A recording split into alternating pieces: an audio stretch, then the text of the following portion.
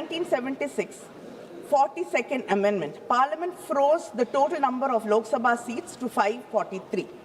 This freeze was not a technical detail. It was a constitutional compact, a promise made to every family in India and South India that compliance with objectives of the national policy would not cost them their political voice. Over time, Southern India,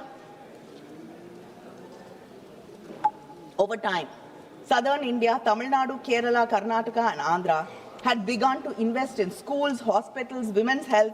We listened to the union government's repeated call to control our population. We complied. Our fertility rates fell. Our families became smaller.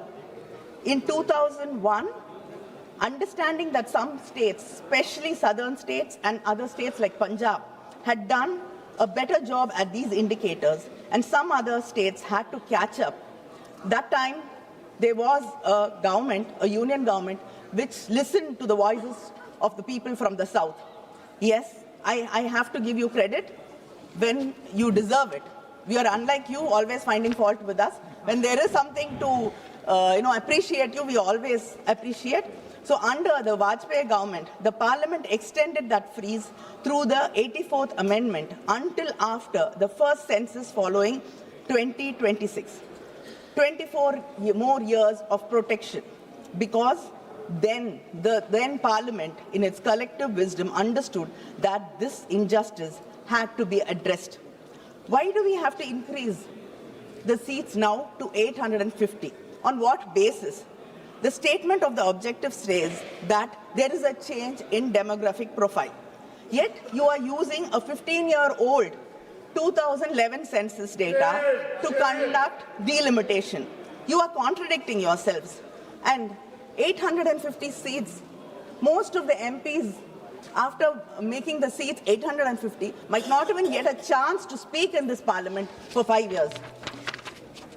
Sir, I want to tell this house about a family in Tamil Nadu, a mother and a father, first generation literates. They had only 2 children, not 5, not 6, because they believed in family planning, because the government told them that was the right thing for the country, because they wanted their children to have a better life. That is the story of Tamil Nadu and the South Indian states. Today, Tamil Nadu's total fertility rate is 1.6, lower than France, lower than Australia, lower than United States, your friends. We have completed what the demographers call a demographic transition. Our population is stable. Our women are educated. By every measure of human development, Tamil Nadu is a success story the country has to be proud of. But what does this government say to that family in Tamil Nadu? It says, sorry, you made a wrong choice. You made a mistake by listening to us. You made a mistake by listening to this, because you cared about this country, because you put the country first. You have to suffer. We are going to reduce your representation. Uttar Pradesh's population has grown by 120% since 1971. Tamil Nadu's only by 15%. And contrary to what the Home Minister said yesterday, Clause 4 of the delimitation bill clearly states that the allocations of seats will be on the basis of the latest census figures. The Home Minister says one thing, the bill says another thing. Now, the latest available census is 2011. But again, according to the 2011 formula, UP gains 13 seats. Tamil Nadu loses 11 seats. But the Home Minister yesterday told us that by increasing 50%, Tamil Nadu will gain 39 seats, and which has 39 seats, will gain 59.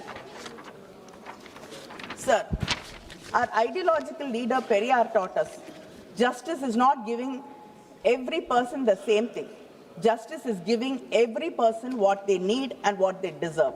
But unfortunately, your government thinks what it needs and what it deserves is what the whole nation deserves and what the whole nation needs.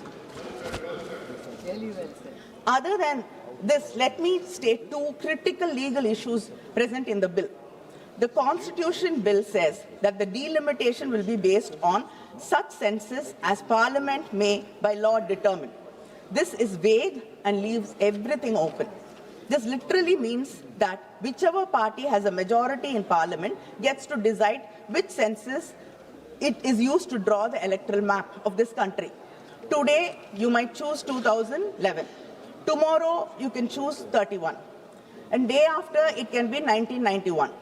This shows a non-application of mind or a mind determined to push its own agenda on this country.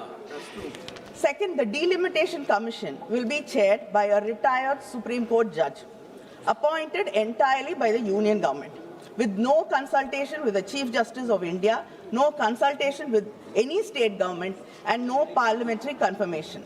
As per Clause 4(5) of the Delimitation Bill, the states get so-called associate members, 5 MPs and 5 MLAs, who are not allowed to vote, who are not allowed to sign the Commission's decisions, not allowed to do anything except sit and watch from the wings. The Home Minister said 50% increase across the state. I want to know what happens when the Delimitation Commission does not agree to the Home Minister's suggestion. Are you going to bulldoze the Delimitation Commission also, like what you are usually used to doing? Or will the government then challenge the orders of the Delimitation Commission? Because the Clause 10(2) of the Delimitation Bill 2026 says, after the publication of the orders by the Delimitation Commission, these orders cannot be questioned in any court. Where should we go seeking for fair delimitation in such a situation? Where is our guarantee? The Constitution, in Article 368, says that amendments affecting the representation of states in Parliament must be ratified by at least half the state legislatures, not just passed by Parliament, ratified by the states. If this government is so confident that the delimitation bill is fair, why don't you place these bills before the Tamil Nadu legislature, before the Kerala legislature, before the Karnataka, or before any legislature? If the government truly believed in cooperative federalism, the slogan they have used 1,000 times on different stages, why are you running away from the state legislatures? Have you even called for a meeting? Have you even consulted with the chief ministers? Have you even spoken to the states? Have you bothered? The government passed the Women's Reservation Bill in September 2023 with great fanfare. The Prime Minister called it the civilizational commitment. But they put a condition in this very act. Women's reservation would only work after the 2021 census, which is not scheduled to happen till next year. When was the 2021 census supposed to happen? In 2021. But what happened? You said because of COVID, you had to postpone the census. Then you said operational reasons we could not hold the census. And then by simply not talking about it, you did not hold the census. So the largest democracy in the world, the country that invented modern census, could not conduct census in this country. And now that it is politically convenient, they want to use 2011 census to redraw the map of the Indian democracy. They postponed the census and now they are rewarding themselves with the old census. Sir, I really admire. You're the only government which can turn its failure into a political advantage. Look at when this special session has been called in the midst of election of 5 states. And to speak about timing, because timing is everything in politics. And the timing of this bill are so nakedly, breathtakingly political, I'm almost impressed by the audacity of it. The entire opposition asked you to hold this session after the elections. You ignored it. And yesterday you told us that giving women their rights, bringing these bills are of utmost urgency. You cannot even wait for 2 weeks. But you came to government in 2014. The entire opposition has been requesting you to bring the Women's Reservation Bill. All the leaders in the opposition have written to you. Our leader, our Chief Minister, M.K. Stalin, has written to the Prime Minister saying that the bill should be passed. The DMK women's wing had a rally in Delhi asking for the bill to be passed. We've raised this issue thousands of times in Parliament. And for more than a decade, you did not see or understand the urgency. But today, you can't even wait for 2 weeks. And you want to believe us that you care about women's rights. Sir, this is not constitutional reform you're talking about. This is an electoral rescue strategy in these states because you are not going to do well in most of the states. The Constitution 106th Amendment Act of 2023, the Women's Reservation Act, was welcomed by most of the opposition parties here, and the DMK welcomed it. But we said it then, and we are saying it also now. Tying women's reservation bill to delimitation is a trap. It was designed so that you could never have one without the other, so that the BJP can say, if you oppose delimitation, then you're opposing women's rights. If you oppose the destruction of Tamil Nadu's representation, you are against women. The BJP is using women of India as a human shield for its electoral ambitions. The women of Tamil Nadu, who have the highest literacy rate in India, who have the highest female workforce participation in the country, who have fought and won in panchayats, corporation councils and state assemblies, those women will not allow their cause to be hijacked. They deserve, and the women of this country deserve reservation today in the existing 543 seats without waiting for anything else. And I ask the Honorable Home Minister, why can you not simply amend Article 334A to remove the delimitation precondition? Why can you not give women 1/3 reservation in the existing constituencies through rotation starting from 2029 election without delimitation? If you really care about women's representation, the path is clear and simple. Why do you refuse to take it? Sir, the women of this country have been starved of political power for decades, for centuries. There's a loaf of bread in front of us. We are saying we are starving. Share it with us. But the government is saying, no, you cannot disturb this loaf. We cannot touch it. Wait, we will bake a huge cake and then we'll bring it and then give you a small portion of that. Yes. How does it make any sense? And is this your civilizational commitment? The women of this country have been working hard all their lives. They protected their families, they protected this country, they've sacrificed for the nation. And yet, all their hard work goes unrecognized and not respected because you want to tie it with delimitation. Sir, my friends across the aisle will accuse me of creating fear. But the real dangers of this bill are that our Constitution and Article 368 requires 2/3 majority in Parliament to amend it. 2/3. That's not a small number. It was designed to ensure that no single region, no single language group, no single community could change the fundamental rules of India without broad consent from across this great nation. But what happens after this delimitation? Right now, in this House, we have 543 MPs. 2/3 majority is 362. Let us say the seats are increased to a maximum of 850 MPs as per the Home Minister's assurance, 50% increase across the states. Then the total number of seats would be around 816.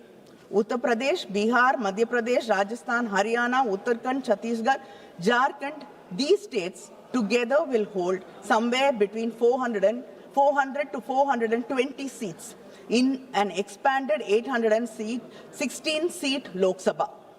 2/3 threshold in an 816-seat House is 544 seats.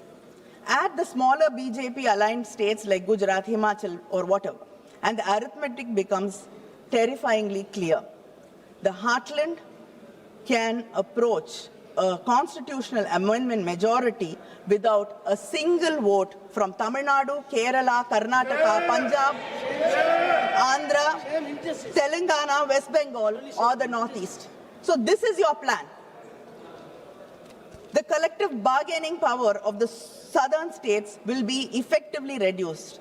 Their voices are not even required for fundamental changes in the constitution. This will create an environment where the policies of the union government will be pushed down on the people who believe that this nation should remain a secular democracy. This bill looks like a prelude and a facilitator for your future agendas. And moreover, the southern states will stand to lose out on the president's election as well. Article 55 governs presidential election vote values. Changing population definition here will alter the vote value of each MLA and MP in presidential elections, giving more electoral weight to MLAs from states that gain seats through delimitation. Directly affects the federal balance in the presidential polls. This bill, sir, is ambiguous in the least, misleading, and it has no clarity or purpose. Let us see an illustration of through the Tamil Nadu share of seats in Lok Sabha. At present, we have 39 seats. As per these bills, which say 2011 census will be followed, it will become 32 seats, given there is no change to the 543 seats. If the maximum seats are increased to 850, as the Home Minister told us yesterday, Tamil Nadu will gain 48 seats. But if the seats are increased, if the seats are increased to 50% across the states, as Home Minister says, it will get around 59 seats. Now I ask the Home Minister, which of the above scenario will happen?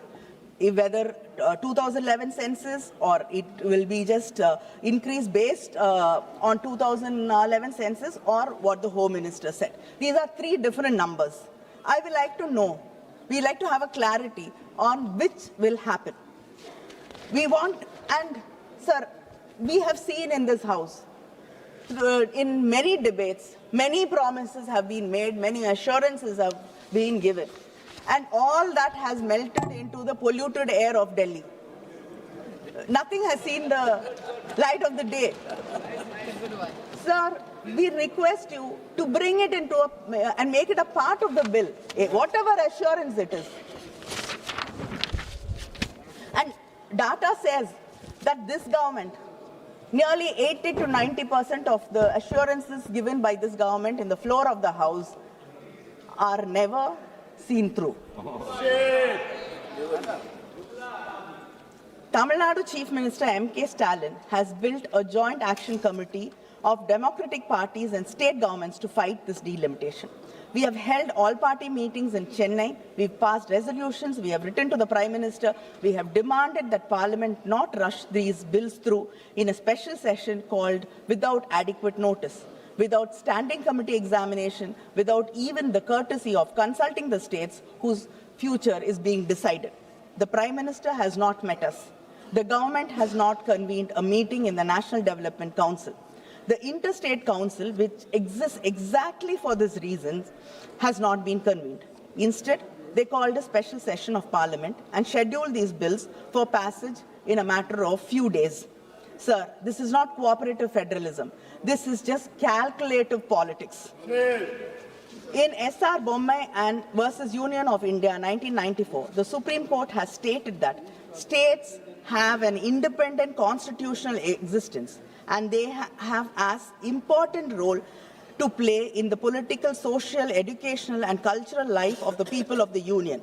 They are neither satellites nor agents of the center.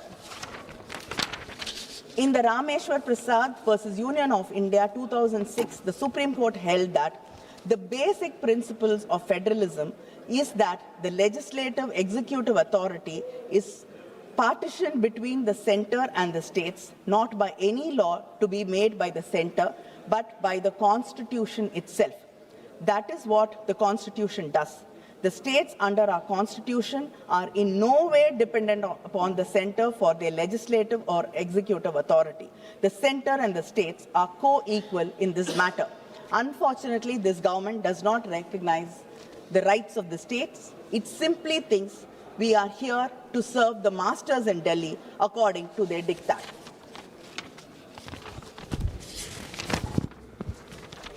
The DMK is not here merely to oppose. We are here to govern, to protect, and to propose. The Tamil Nadu and the DMK demand this government should implement the women's third reservation bill immediately in the existing 543-seat Lok Sabha through rotational reservation, de-link it completely from delimitation exercise. Then we can support this bill. The women of India should not be made to wait for a delimitation exercise that serves the BJP's political interests. Withdraw these three bills immediately and refer them to a joint parliamentary committee that includes representation from all states and all parties. Do not rush a 25-year electoral map through a special session in 48 hours. Convene a constitutional conference of all state chief ministers to deliberate on the delimitation framework before any legislation is enacted. India deserves that consultation. And our chief minister, our party president, sir, yesterday has promised the people of Tamil Nadu that not one seat will be lost on his watch.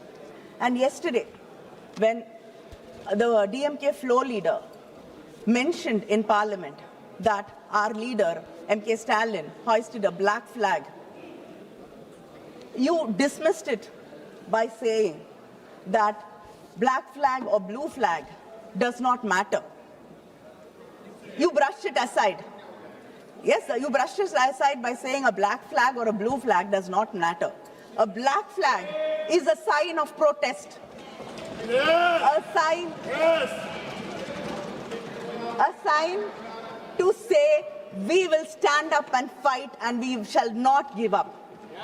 And I like to remind you that a blue flag, sir, is the color Dr. Baba Saheb Ambedkar chose for his party flag.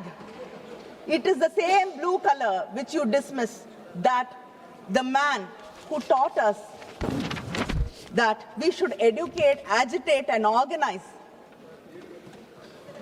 the man who wrote the Constitution chose for his flag this very Constitution you are trying to dilute, and we here are trying to protect. And sir, and the Prime Minister yesterday, when he saw us in black, he said that he was reminded of a black dot or tika, yeah, and it is there to drive away evil forces, evil eye or evil forces or whatever. Yeah. Sir, I am surprised that people here who are there to protect Hindutva were not reminded of Kali, the goddess, the dark goddess who wears black. Yes. The feminine power, the woman, the goddess who is supposed to drive away ego, arrogance, and ignorance. And the same black color we have chosen to protest is the color of Periyar. Our intellectual leader. He taught us self-respect. He taught us never to bow. He taught us fight till the end. And we will fight till the end. Sir, we oppose these bills in the name of our leaders, Arinyar Anna, Kalaignar Karunanidhi, who said, states are not a unit of the unitary state, but equal partners of a federation. In the name of our Chief Minister, MK Muthuvel Karunanidhi Stalin, who even in an article today has said that this bill should be withdrawn. A fresh bill should be introduced and placed in public domain at least for 3 months for wider consultation. He says, the moment calls for reflection, not expediency, deliberation, not haste. If the Constitution is to endure as a charter of trust, its amendment must be guided by principle anchored by fairness, restraint, and fidelity to the Republic's enduring integrity. Tamil Nadu போராடும், Tamil Nadu வெல்லும். நன்றி, வணக்கம்.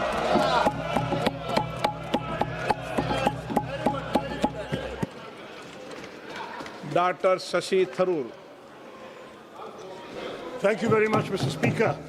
I must say that we all Badai bar dena. strongly endorse the very impressive presentation by Please the Speaker disturbance before me, mat sir, kare because this is a matter that touches the very soul of our democracy, the representation of half of our population in the hallowed halls of our parliament. And for decades, the Women's Reservation Bill has been long promised, frequently discussed, perpetually delayed, like waiting for Godot of our political system. Today, we stand at a threshold where there is remarkably a near unanimous political consensus in favor of women's reservation. Every major party in this House recognizes that the time for tokenism is over and the era of equal partnership must begin. And yet I'm finding myself deeply perturbed by the legislative exercise before us.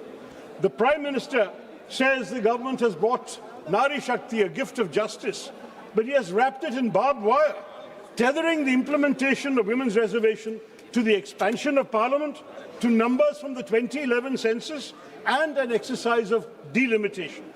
Why, Mr. Speaker, why must we entangle a moral imperative with a demographic minefield? Women's reservation is ready for harvest. खेत की फसल काटने के लिए तैयार है दोस्तों. It can and should be implemented immediately based on our existing parliamentary strength.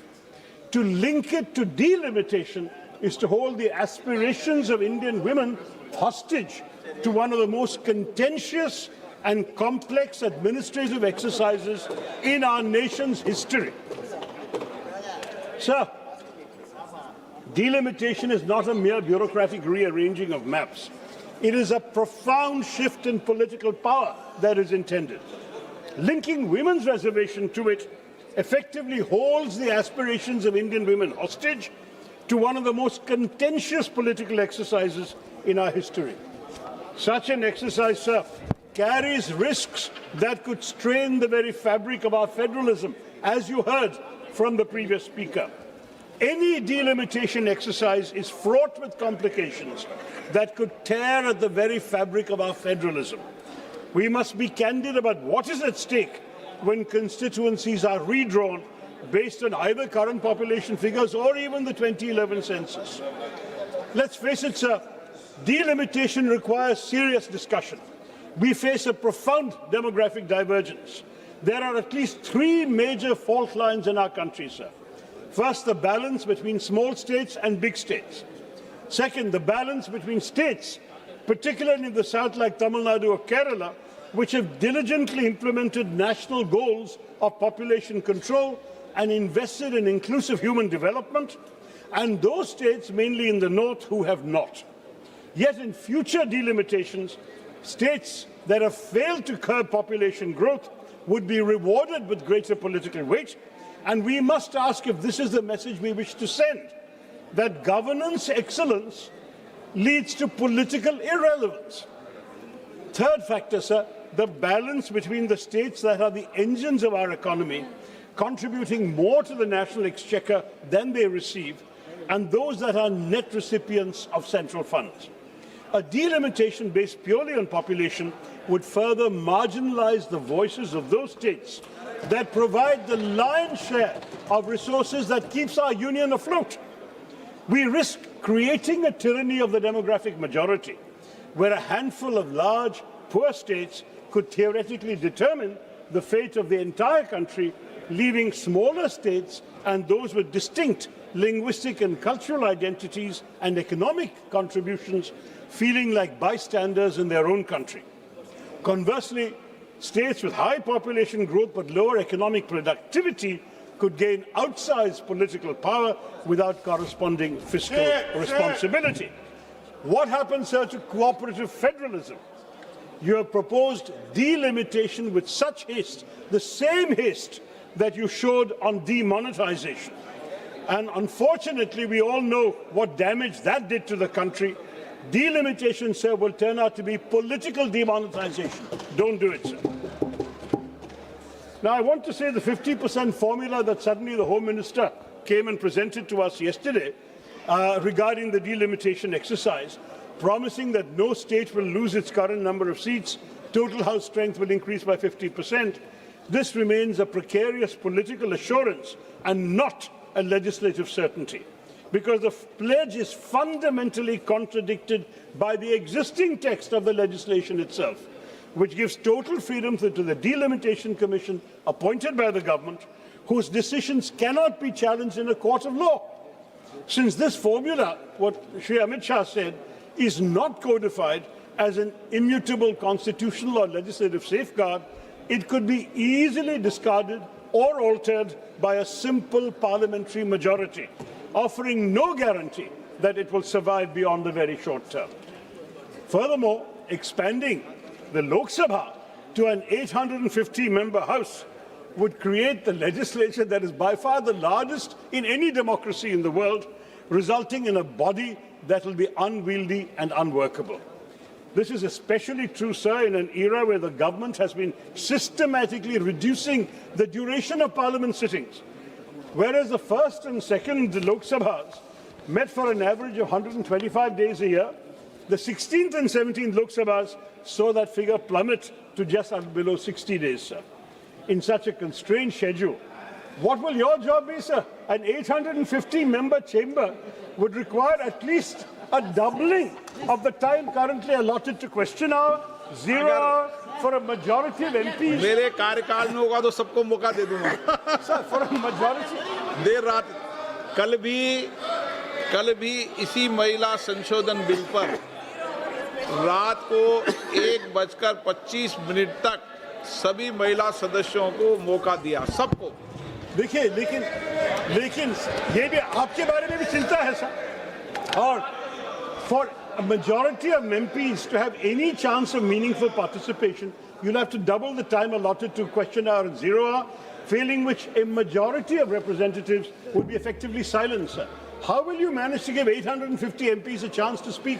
As it is with 543, many of us don't get questions. देखो, You are saying no whenever we ask for the floor. Shashi Tharoor जी, मैं रोकना नहीं चाहता, लेकिन इस सदन में कोई माननीय सदस्य नहीं बोल सकता कि मैं किसी को बोलने का मौका नहीं देता, चाहे शून्यकाल हो चाहे विधेयक हो. जितनी देर बोलने देना चाहता सबको बोलने देता, और अंतिम रात को अंतिम रूप से मैं लास्ट में रहता हूँ कि कोई बाकी रह गया हो तो भी और बुला देता हूँ. 850 होते हैं, 850 होते हैं, आपका हाल क्या होगा मुझे पता नहीं. Anyway, another concern, sir, is नहीं, that Raja ji first timer को विशेष रूप से बोलने का मौका देता हूं. कोई फर्स्ट टाइमर ऐसा नहीं बोल सकता कि मुझे बोलने का मौका नहीं. Sir, let me continue, sir. Another concern is while the size of the Lok Sabha is being expanded in the government's proposal, Prakash ji देते हैं ना मौका. there is no corresponding proposal to increase the strength of the Rajya Sabha. Raises a serious structural concern, sir. This alters the relative balance between the two houses. In the event of a joint sitting, the significantly larger Lok Sabha would dominate the voting process, and the imbalance would also extend to the elections of President and Vice President, where each MP casts an equal vote. So we are amplifying our own House and our own weight without, unfortunately, giving any heed to our colleagues in the upper House. And you can imagine, if the upper House is the chamber of states, then you can understand the concern of states that their weightage is not being respected, sir. Now, these are all problems, Mr. Speaker, that cannot be solved by a simple calculator. They require a great compromise. A historic settlement is needed in our country that ensures that no region feels diminished. And, sir, even though one of the BJP speakers had criticized me for making some suggestions from international examples, let me say there is no harm in looking to international examples where diverse unions have grappled with this exact tension. In 1787, the American framers, for example, faced a deadlock between large and small states. And so they led to what was called the Connecticut Compromise, where their solution was a bicameral legislature, a House of Representatives based on population, and a Senate where every state, regardless of size, has exactly 2 seats. So you may be a tiny state like Goa or Sikkim, and you might be a gigantic state like UP, you'd have the same number of seats in the upper house. That's one idea. I'm not saying we should adopt it, but we should discuss it. Another idea, say the European Parliament. They use a system of principle of digressive proportionality, where larger seats do have more seats than smaller ones. So larger states will have more MPs, but smaller states are given more seats than a strict population ratio would justify. So it is true that in Europe, in the European Parliament, a Maltese MP will represent only 80,000 people. A German MP will represent 8 lakh people. But it doesn't matter, they stay united. So we need to consider these options. We are a union of states, sir. And the whole idea is we want to create a formula in a serious delimitation discussion where the smallest members of our country and our polity still have a voice loud enough to be heard. These models teach us that in a complex union, the principle of one person, one vote, one value, which has been cited by the ruling party, must be balanced with the principle of one state, one equal partner, one value in a country like ours. As India approaches a new delimitation exercise, sir, the constitutional question is whether the spirit of cooperative federalism can be preserved through a model that respects demographic reality while preventing structural domination by a few large Hindi-speaking states. Digressive proportionality would not violate constitutional democracy. It would operationalize the Constitution's deeper commitment to the Indian principle of balancing unity with diversity. Sir, सीमांकन से जुड़े मुद्दों पर सभी हितधारकों, सभी राज्य सरकारों, सभी राजनीतिक दलों और नागरिक समाज के साथ व्यापक परामर्श की आवश्यकता है, सर। इस प्रक्रिया को जल्दबाजी में नहीं किया जा सकता और ना ही इसे महिलाओं के प्रतिनिधित्व को लागू करने के बहाने के रूप में इस्तेमाल किया जाना चाहिए। सरकार देश के निर्वाचन मानचित्र को पर्याप्त विचार विमर्श और व्यापक परामर्श के बिना क्यों पुनर्निर्धारित करना चाहेगी, ये मुझे समझ में नहीं आ रहा, sir. I urge the government, therefore, to decouple these issues. Pass the Women's Reservation Bill today, we will support it. The Prime Minister spoke with passion about Nari Shakti. Let it take effect already in the next general election, using our current seat count. Show the women of India that your commitment is not a mere rhetorical flourish. As for delimitation, sir, let us defer it. Let us constitute a formal mechanism, perhaps a JPC, sir, to debate a new federal settlement that protects the interests of all states. Let us ensure that a march towards a new India does not give us a disunited India. Let us not leave our most successful states behind. Bharatiya ekta ke liye hame kaam karna chahiye, sir. Let us give women their due now. Mahilaon ko nari shakti hi de de, or give our nation, our union of states, the time it needs to solve its demographic challenges with wisdom and not just arithmetic. बस मैं यही कहना चाहता था संक्षिप्त में, sir. Thank you very much for listening to me. It's a plea to the government. Please be sensible about the larger interests of the country and not the short-term interests of the ruling party. Jai Hind, sir. Shri P.V. Mithun Reddy.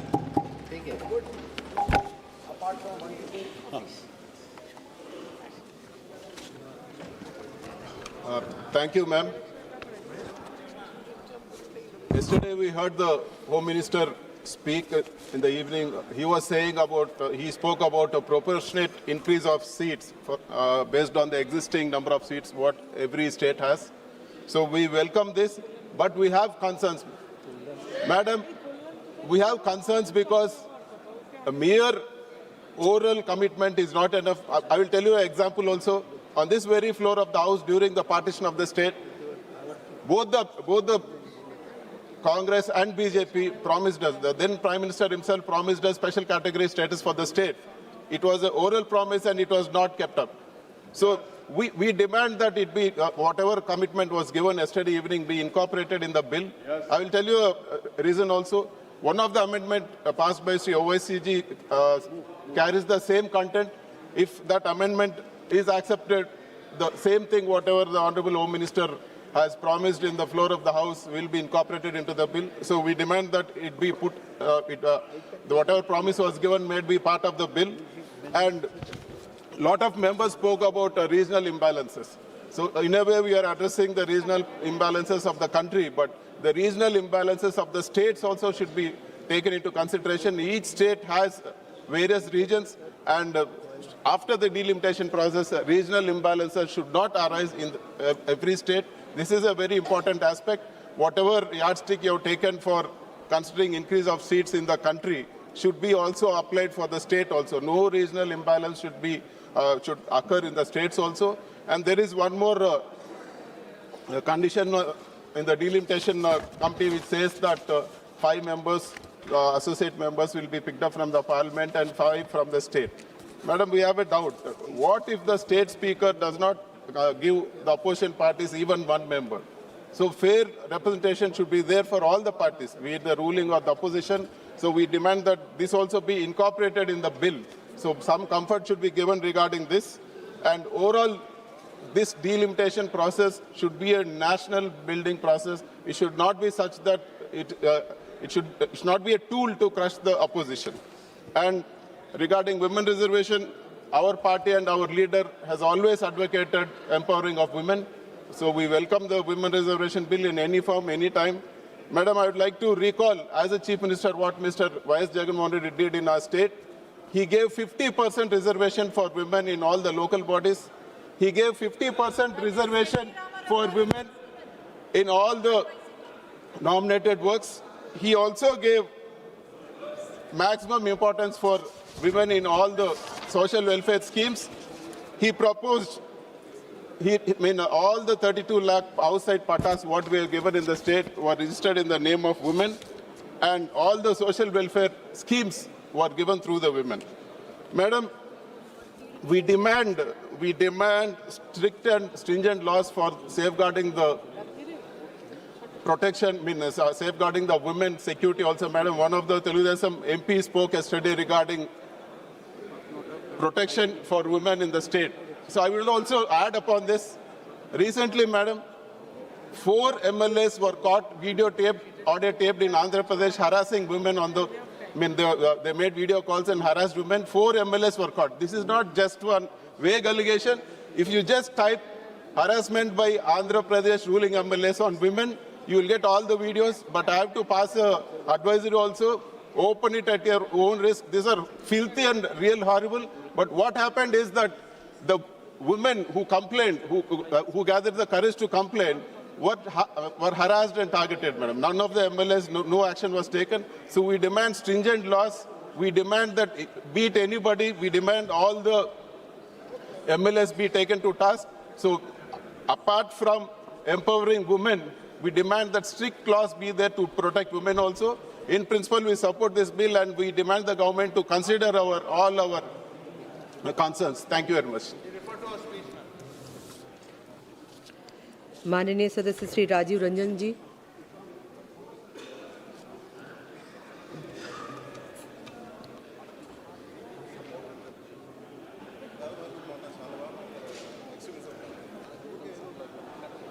महोदय,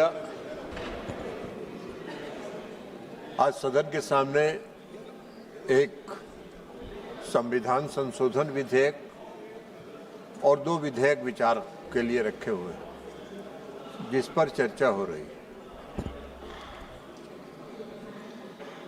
मैं इस प्रधानमंत्री, आदरणीय प्रधानमंत्री जी के इस ऐतिहासिक पहल, जो ये 3 विधेयक ला के उन्होंने सदन में किया है, मैं उसके समर्थन में खड़ा हूं और मैं उसका पूर्णतः समर्थन करता हूं। महोदय, आदरणीय प्रधानमंत्री नरेंद्र मोदी जी का शुरू से, प्रारंभ से, माननीय सदस्य सभी अपने अपने स्थान पर बैठ जाइए प्लीज। माननीय सदस्यगण प्लीज अपने अपने स्थान पर बैठ जाइए प्लीज। माननीय सदस्य इस तरफ भी प्लीज।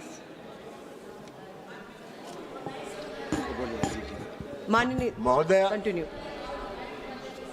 महोदय, प्रधानमंत्री जी का शुरू से, प्रारंभ से एक विजन रहा है और वो विजन रहा है सबका साथ, सबका विकास, सबका विश्वास और सबका प्रयास। आज जो ये 3 विधेयक, संविधान संशोधन विधेयक और 2 विधेयक जो सदन में लाए गए हैं वो उसी दृष्टिकोण को ध्यान में रख के लाया गया है। महोदया, 50% महिलाओं की आबादी है और अगर 50% आबादी के प्रति न्याय नहीं करेंगे प्रधानमंत्री जी तो उनका ये विजन पूर्ण नहीं होगा। और इसको ध्यान में रखते हुए आज आदरणीय प्रधानमंत्री मोदी जी ने यह लाया है। आज इसलिए लाया है उन्होंने कि जो कानून बनाने में आज पंचायतों में है, पंचायतों में 33% आरक्षण था, कई राज्यों ने 50% आरक्षण किया, मैं उस पर बाद में आऊंगा। लेकिन प्रधानमंत्री जी ने भी कल कहा और सारे गांव में इस बात की चर्चा है कि मैं पंचायतों में तो वर्षों से शासन चला रही हूं। इस देश का कानून बनाने में, राज्य के कानून बनाने में मेरी भागीदारी कब होगी? और इसको ध्यान में रखते हुए प्रधानमंत्री जी ने उन 50% महिलाओं के प्रति न्याय किया है और न्याय करके यह बिल लाने का काम उन्होंने किया। आज आवश्यकता इस बात की है कि उनको कानून बनाने में सहभागिता उनकी सुनिश्चित होनी चाहिए। महोदया, प्रधानमंत्री जी ने संसदीय लोकतंत्र के इतिहास में 2 ऐतिहासिक कदम उठाए। पहला ऐतिहासिक कदम उठाया उन्होंने 2023 में जब उन्होंने नारी शक्ति वंदन अधिनियम लाया तो सबसे पहले उन्होंने अपनी मनसा इस देश के मातृत्व शक्ति के प्रति स्पष्ट कर दी कि मेरी मनसा है कि आप संसद में और विधानसभा में भी आपकी 33% भागीदारी सुनिश्चित हो। ये उन्होंने लागू करने का काम किया। तो दूसरा पहल संसदीय लोकतंत्र के इतिहास में दूसरा पहल आज का पहल है जो प्रधानमंत्री नरेंद्र मोदी जी ने उसको सरजमीन पर उतारने के लिए, उसको सच्चाई में परिवर्तित करने के लिए यह संविधान संशोधन विधेयक लाने का काम किया है। उनका प्रयास है यह, उनकी सोच है यह कि 2029 में जो लोकसभा का चुनाव हो उसमें 33% महिलाएं इस सदन के सदस्य बने। और आप कल्पना कर सकती हैं महोदया, आप कल्पना कर सकती हैं कि 19वीं लोकसभा का परिदृश्य क्या होगा जब पूरी दुनिया देखेगी कि भारत के संसद में 33% महिलाएं आके बैठी हैं और वो उसकी भागीदार हैं। सरकार के कामकाज में वो भागीदार हैं, सरकार में उनकी सहभागिता है। यह काम ऐतिहासिक करने का काम उन्होंने किया और इसलिए और इसी को ध्यान में रख के उन्होंने परिसीमन आयोग बनाने के लिए भी अधिनियम लाया। अब परिसीमन आयोग का क्या काम है? परिसीमन आयोग का काम है कि देश की आबादी के आधार पर विधानसभाओं में 50% सीट बढ़ा दी जाए। 50% अगर सीट बढ़ जाएगी तो स्वाभाविक तौर पर लोकसभा में भी सीटें बढ़ जाएगी और उसमें 33% महिलाओं को आरक्षण मिलेगा। इसमें कौन सा गुनाह है? इसमें कौन सी है? 2011 का सेंसस हो या 2023 का सेंसस हो, 26 का सेंसस हो, इसमें क्या अंतर पड़ना है? महिलाएं तो महिलाएं, महिला एक समाज है और वो महिलाएं चाहे जिस वर्ग की महिला हो, महिला है। और महिलाओं के साथ न्याय में ये आनाकानी और जो रास्ता खोजने का काम किया जा रहा है, महिला विरोधी होने के लिए जो रास्ता खोजने का काम किया जा रहा है, उसका इस देश की महिलाएं उसका समर्थन कभी नहीं करेंगी। इस देश की महिलाएं, कल प्रधानमंत्री जी ने भी सचेत किया है, आपको बता देंगे, अभी ठहर जाइए थोड़ी ना, अभी अखिलेश जी को बताते हैं।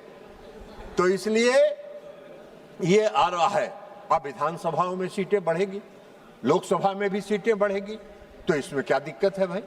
इसमें कोई दिक्कत नहीं होना चाहिए। लेकिन मैं कल देख रहा था, मैं कल सुन रहा था कि माननीय सदस्य प्रियंका जी अभी किरण रिजिजू जी चले गए, नहीं तो और मेघवाल साहब हैं, किरण रिजिजू जी जा रहे हैं, हम उन्हीं को एक कोट करके उनको वो साबित करना चाहते हैं। उन्होंने कल भाषण दिया, उनका भाषण हम बहुत ध्यान से सुन रहे थे। उन्होंने 3-4 बातों का उल्लेख किया। पहली बात उन्होंने कहा कि जल्दीबाजी में क्यों लाई गई। 50% महिलाओं को आरक्षण देना जल्दीबाजी का कदम नहीं हो सकता है। 50% उनकी आबादी है और 50% उनकी आबादी है तो और उनको कानून में और संसद में, विधानसभाओं में बैठने का हक देने का अगर कोई कानून लाया है प्रधानमंत्री जी ने, तो वो जल्दीबाजी का कानून नहीं है। 2023 में यह का नारी शक्ति वंदन अधिनियम पास हुआ और आज 2026 है। 3 साल के बाद उसकी पूरी तैयारी करके और पूरे सोच समझकर यह बात कही गई है। उन्होंने क्या कहा? उन्होंने आगे कहा कांग्रेस पार्टी कभी नहीं होने देगी। अरे हम सबको मालूम है, इस पूरे देश को मालूम है कि किसी भी परिवर्तन को, किसी भी सामाजिक परिवर्तन को आप नहीं लागू होने देना चाहते हैं। आपकी मंशा बहुत साफ है, इसलिए आपने ये बात कही। अब ये बात अगर कांग्रेस का कोई दूसरा सदस्य कहता तो मुझको लगता कि चलिए भाई अनजाने में कह दिया हो, लेकिन कांग्रेस की टॉप लीडरशिप में श्रीमती प्रियंका गांधी जब ये बोल रही है सदन में कि हम इसको कभी नहीं लागू होने देंगे, तो मुझको आश्चर्य हुआ इस बात का कि ये कांग्रेस पार्टी की सोची समझी राजनीति है। ये उनकी रणनीति है कि कोई भी ऐतिहासिक कदम जो इस देश में क्रांति, जो सामाजिक क्रांति लाने वाला कदम है, उसका समर्थन कभी कांग्रेस पार्टी नहीं करेगी। यह उनकी मंशा स्पष्ट करती है। उन्होंने एक बात और कहा, उन्होंने कहा कि सर्वदलीय बैठक नहीं बुलाई गई। अखबारों में खबर छपती रही, अखबारों में खबर सुनते रहे और एक बैग सदन के में बिल लेके आ गए। अर्जुन मेघवाल जी, किरण रिजिजू जी चले गए, माननीय संसदीय कार्य मंत्री माननीय अर्जुन मेघवाल जी यहाँ बैठे हुए हैं, संसदीय कार्य मंत्री वो भी हैं। वो बताएं कि सर्वदलीय बैठक बुलाई गई थी कि नहीं। सर्वदलीय बैठक बुलाई गई थी और कांग्रेस पार्टी का प्रतिनिधि उस बैठक में शामिल नहीं हुआ, बार बार आग्रह करने के बावजूद। आपकी मंशा तो पहले से स्पष्ट थी, आपकी मंशा तो दिख रही थी कि आप कौन सा काम करना चाहते हैं। आप कोई भी सामाजिक क्रांति के कदम को समर्थन नहीं कर सकते हैं। हाँ, ये अलग बात है, मैं पहले भी कहा हूं, आज भी कह रहा हूं कि मोदी जी का चेहरा आपको पसंद नहीं आता है। अरे भाई, अगर मोदी जी का चेहरा आपको पसंद नहीं आता है और इस देश की जनता को पसंद आ रहा है, तो आपको क्या दिक्कत है? देश की जनता के साथ जुड़ जाइए और मोदी जी के चेहरा को न चाहते हुए भी कहिए कि वाह बहुत अच्छा है। तो ये काम तो करिए। उन्होंने क्या कहा? उन्होंने यह भी कहा कि यह संविधान संशोधन अगर पास होगा तो लोकतंत्र समाप्त हो जाएगा। क्या लोकतंत्र की परिभाषा बता रही हैं? अगर 50% आबादी संसद में बैठेगी तो लोकतंत्र कहां से समाप्त हो जाएगा? अरे लोकतंत्र समाप्त करने का प्रयास तो कांग्रेस पार्टी ने एक बार किया था, जो इस देश की जनता ने कांग्रेस पार्टी को उखाड़ के फेंक देने का काम किया, कांग्रेस पार्टी को नस्ताबूद कर देने का काम किया। इस देश में, इस देश के लोकतंत्र की जड़ इतनी मजबूत है कि कोई चाह के भी इस देश के लोकतंत्र को समाप्त नहीं कर सकता है। इस गलतफहमी में नहीं दीजिए। तो सभी उनके जो तर्क थे, कल मैंने सुना बहुत विस्तार से उनका भाषण। थोड़ी मीठी आवाज में बोलती है, अभी नहीं हुआ है खत्म मैडम, इतना जल्दी मुड़ी मत हिलाइए, अभी समय बचा हुआ है बहुत कुछ। तो इसलिए कोई तथ्य नहीं है। अब कल प्रधानमंत्री जी का भाषण सुने, आप लोगों ने भी सुना होगा।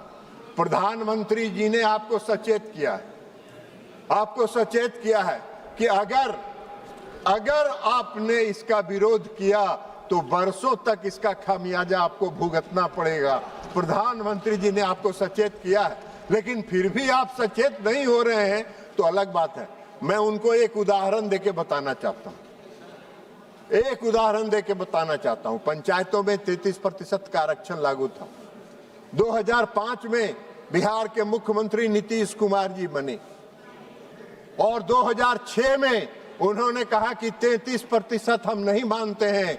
हम इस देश में महिलाओं की आबादी और इस राज्य में महिलाओं की आबादी 50% है। हम 50% पंचायती राज व्यवस्था में नगर निकाय में आरक्षण देंगे। और सिर्फ उन्होंने पंचायतों में और नगर निकाय में आरक्षण नहीं दिया, मुख्यमंत्री नीतीश कुमार जी ने एकल पद जो प्रमुख का पद होता है, जिला परिषद के अध्यक्ष का पद होता है, सरपंच का पद होता है, उस पर भी आरक्षण उन्होंने दिया। लालू प्रसाद जी उसमें विरोध में थे। एनडीए की सरकार थी।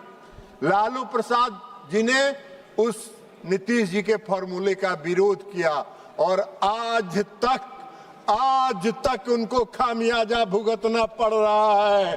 आज तक बिहार की जन एनडीए, मैंने देखा है बिहार के एनडीए के साथ वहां की महिलाएं 100% खड़ी होती हैं। आप इस बार के चुनाव का वोट निकाल के देख लीजिए।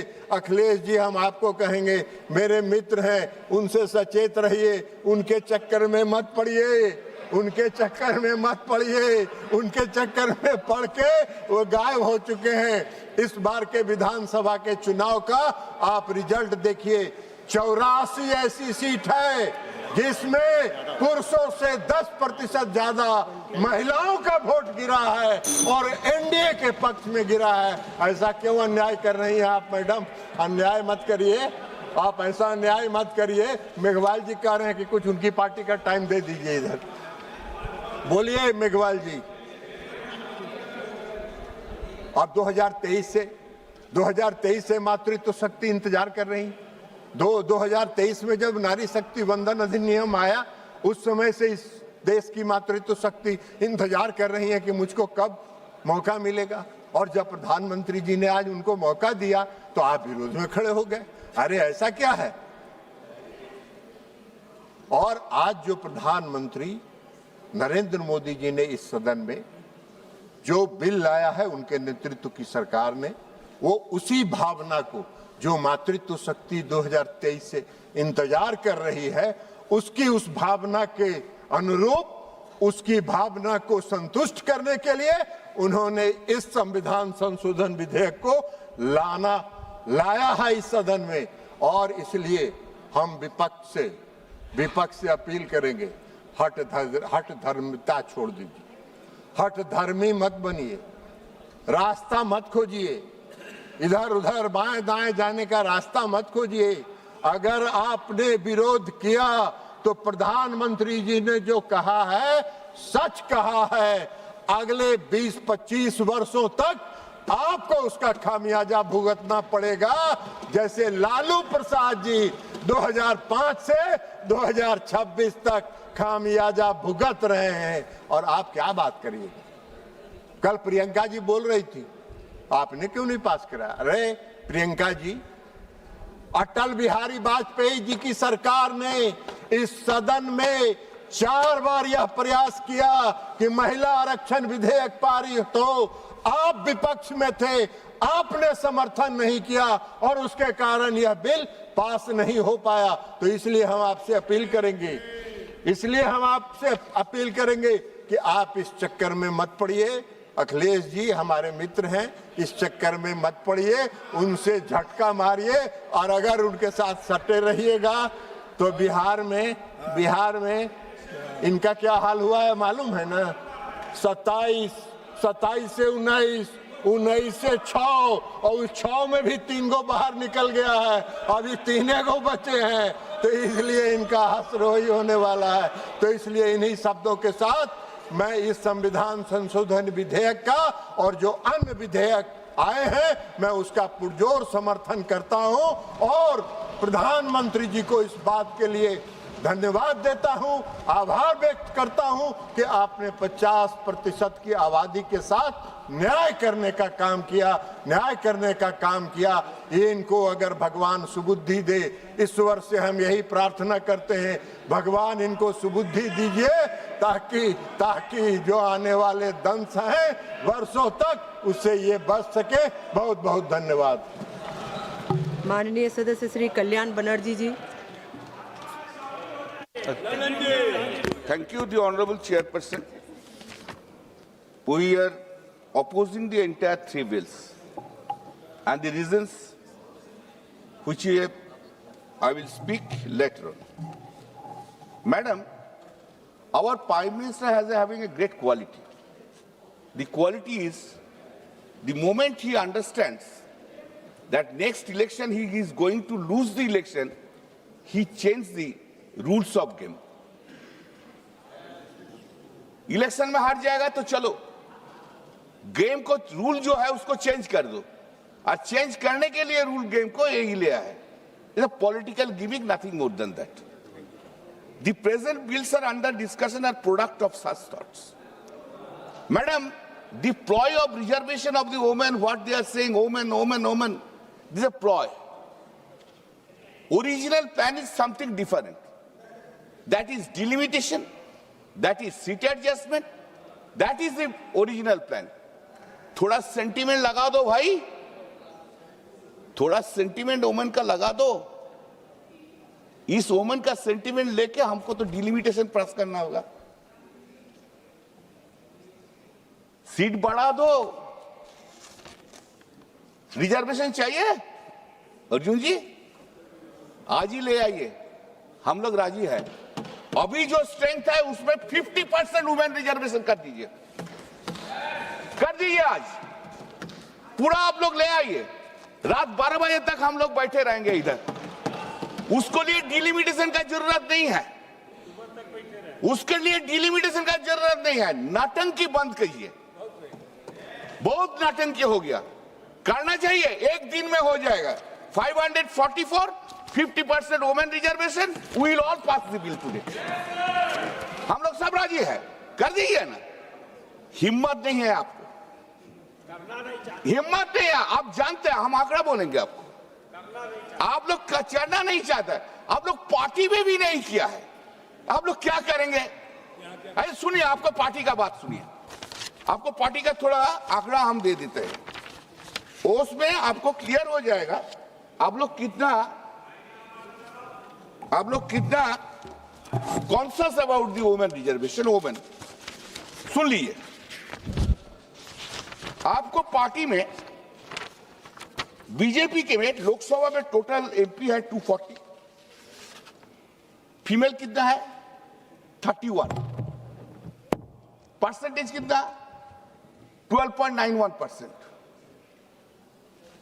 राज्यसभा में आपको कितना है 106, वुमेन कितना है 18, परसेंटेज क्या है 16.98. अब तो आपको पार्टी में आपको महिला का सम्मान नहीं देते हैं, अब तो आपको पार्टी के महिला को नहीं लेके आते हैं, और इधर आके बड़ा बड़ा बात करते हैं महाशक्ति, आद्या शक्ति, आशक्ति. अरे आद्या शक्ति के पहले पूजा कीजिए उधर. हाँ, और टीएमसी एआईटीसी सुनेंगे, सुन लीजिए. एआईटीसी लोकसभा में 29, female is 11, percentage is 39.28%. Not a single party in India has given it. Rajya Sabha में 39 member, 6 is the female, percentage is 46.15%. We do it. Charity begins at home. Do it. इतना आद्या शक्ति का क्षमता है तो 2027 में 27 में उत्तर प्रदेश में 50% कैंडिडेट करिए वुमेन को, तब ना देखेंगे. So, madam,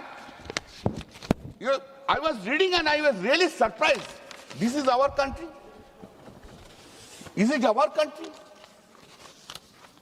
Never you did it. I will read the constitutional provisions also.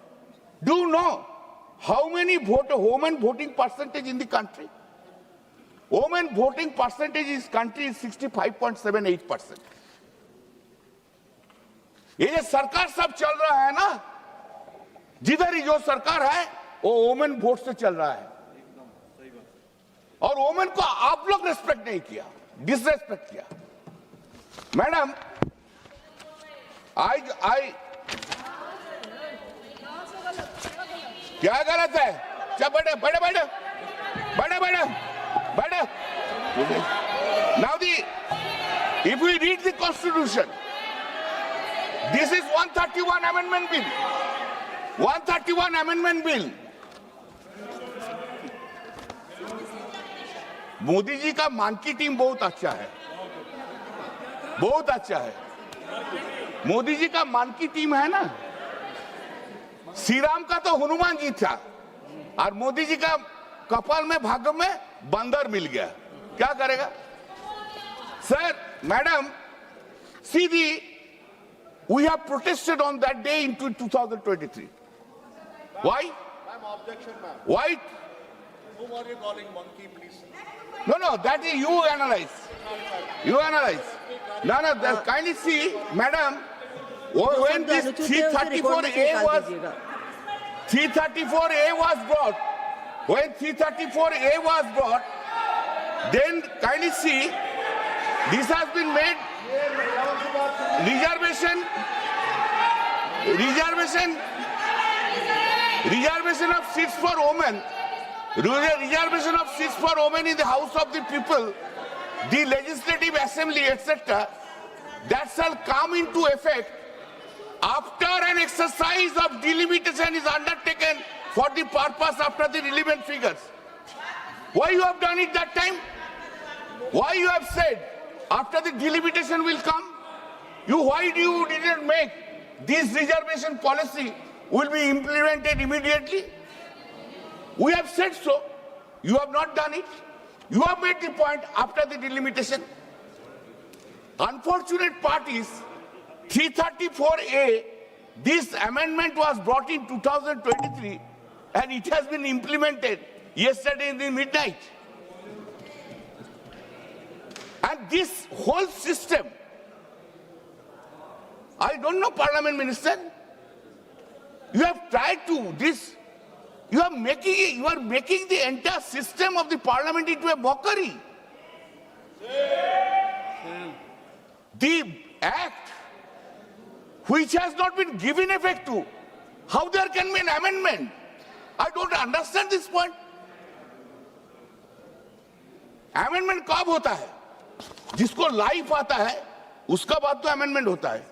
अब लाइफ ही नहीं दिया, अमेंडमेंट लेके चला आया। Somebody has advised Mr. Law Minister must be yesterday. Then what are you doing? You have not given effect to. तब रात में notification निकल गया। जो रात रात में नोटिफिकेशन निकल गया, इफेक्ट दे दो भाई, नहीं तो totally faulty procedure you are taking. Now 334, this is the, you could have done it, this is not done. Now next point is, the evil intentions of the present bills have been brought in the House by calling today's House to start the delimitation in a hottest manner. What is the problem? हमारा election चल रहा है, हम लोग को छोड़ के उधर छोड़ के आना पड़ता है। जब गुजरात में इलेक्शन होगा तब तो एक महीना कोई हाउस ही नहीं बैठेगा। जब राजस्थान में इलेक्शन होगा तब एक महीना तो हाउस ही नहीं बैठेगा। हाँ, जब उत्तर प्रदेश में इलेक्शन होगा तो हाउस में नहीं बैठेगा। बंगाल में है, कर दो भाई, सबको ले आओ। तमिलनाडु को ले आओ, वो तो अपोजिशन में है, उनको लोग को ले आओ। This is the hottest manner, and this is totally unfair. This is an attack on the democracy. This is not a level playing field. Unfortunate. Now, madam, I have seen a picture. Picture was widely circulated. Must be everyone has seen it. The Honorable Chief Justice of India, along with his wife, pushing into a button in a app for registration of their names in the census. Census process has then begun. When census process has been begun, until the census process is not finished, how there can be a delimitation? Is it not totally inconsistent? You have introduced it. Unconstitutional. I am coming. This is you have begun. You have begun it. Now, in the midst of it, you are saying no. We'll go by the 2011 census. Just I give you some data, madam. You see, first delimitation had taken place in 1953. Census was 1951. Second delimitation had taken place in 1963. Census was 1961. Third delimitation taken place in 1973. Census was 1971. Fourth delimitation, that is in 2002. Census was 2001. Now you are relying upon a census of 2011. You are talking about this. 2011 to 2026, 15 years have gone. You are making a law into a mockery. What right you will give to the peoples of this country? What right you will give? Madam, I don't have any objection, kindly. I don't have any objection. I am giving a suggestion. Accept it. I have 50% reservation on the basis of this. Let it be done. Second, 50% of the ministry should be reserved for the women. And the Prime Minister's seat also be reserved for the women by rotation. अरे मोदी जी तो नहीं आएगा, चिंता क्या है? दे दीजिए women को 50%. And I respect this honorable speaker Birla जी, मेरा बहुत प्यार का, बहुत रिस्पेक्ट करता है, बहुत अच्छा आदमी है. लेकिन unfortunately BJP will not come back in power in 2029. Speaker post को भी रिजर्व कर दीजिए वोमेन के लिए, कर दीजिए. हम लोग राजी है. अरे वो लोग राजी नहीं है, हम लोग राजी है. क्या हम लोग राजी ना? 50% seat should be reserved. 50% minister should be reserved. Why only Nirmala Sitharaman? Make more cabinet minister for the women. Let us hear, let us see. Madam, see, just give me, madam. Representation should be constitutional, not convenient. It should be constitutional, it should be done. We oppose the linking it with the delimitation. Women's reservation is not bargaining. Today you have brought it for the bargaining purpose, to pass the delimitation. You are making this woman representative woman bill for the bargaining purpose. Why should you accept it? We respect the woman. हम लोग नारी शक्ति के भरोसा करते हैं. मंत्री जी थोड़ा मेरा पास आए जाएंगे. काली जी और दुर्गा जी के लेके रहते हैं. आप तो सिर्फ जय श्री राम लेके रहता है. हम काली जी दुर्गा जी का भक्त है. समझा? हम लोग हैं सब. और श्री राम जी भी किसका पूजा किया? दुर्गा जी का पूजा किया था. ये पैरिटी. हाँ, आप लोग सीता की भी नाम लेते नहीं लेते हैं. अरे राम जी, सीता छोड़ के राम जी कैसे होता है? हम लोग बोलते हैं जय सिया राम, आप लोग बोलते हैं श्री राम. यही तो डिस्टिंक्शन है. हम सीता जी को भी रेस्पेक्ट करते हैं, आप तो उसको भूल ही गए. The parity is stated. Sir, madam, give me some time. TMC has already, madam, we have 2011 we have come into the power in the state of West Bengal. And Mamata Banerjee, Honorable Chief Minister's Mamata Banerjee's first step was 50% reservation in the local bodies. देख लीजिए उधर कितना प्रधान है. We have done it. 50%. अरे बैठे CPM का sir लड़ने का हिम्मत नहीं था. बैठे डेमोक्रेसी ले आए इसलिए बात करता है वेस्ट बंगाल। बैठे माननीय सदस्य sir, complete madam, there is no constitutional necessity to increase seats or undertake delimitation to implement women reservation. जरूरत नहीं है। The bill empowers women in text but empowers the executive in structure. Madam, what we say, we support the bill we will support the bill of the women reservation, but not with the delimitation. Reject the attempt to bundle delimitation with representation reforms. Madam, another important question, constitutional question. Question is, you have punched up, including Article 51 of amendment. You have punched up everything. What are the punched up? Madam, just important constitutional question. Minister, I will want to point it out to the ministers. You have punched up, you are amending Article 51 along with this bill.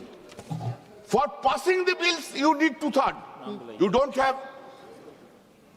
And for Article 51, you have to go to the hub of the states. How can you do it? This is a political gimmick, nothing more than. You don't have any intention to make reservation for the women. माननीय सदस्य श्री लाभू नाटंकी कर रहा है, पूरा नाटंकी कर रहा है प्रधानमंत्री जी। माननीय सदस्य श्री पूरा लाभू ड्रामा चल रहा है। Thank you madam. Thank you, ma'am, for allowing me to speak on this important amendments. Ma'am, I represent Telugu Desam Party.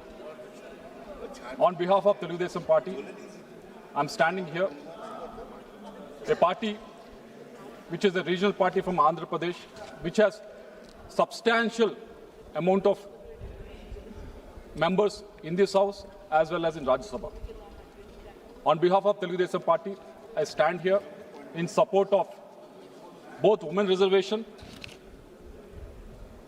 On behalf of Telugu Desam Party, I stand in support of delimitation also.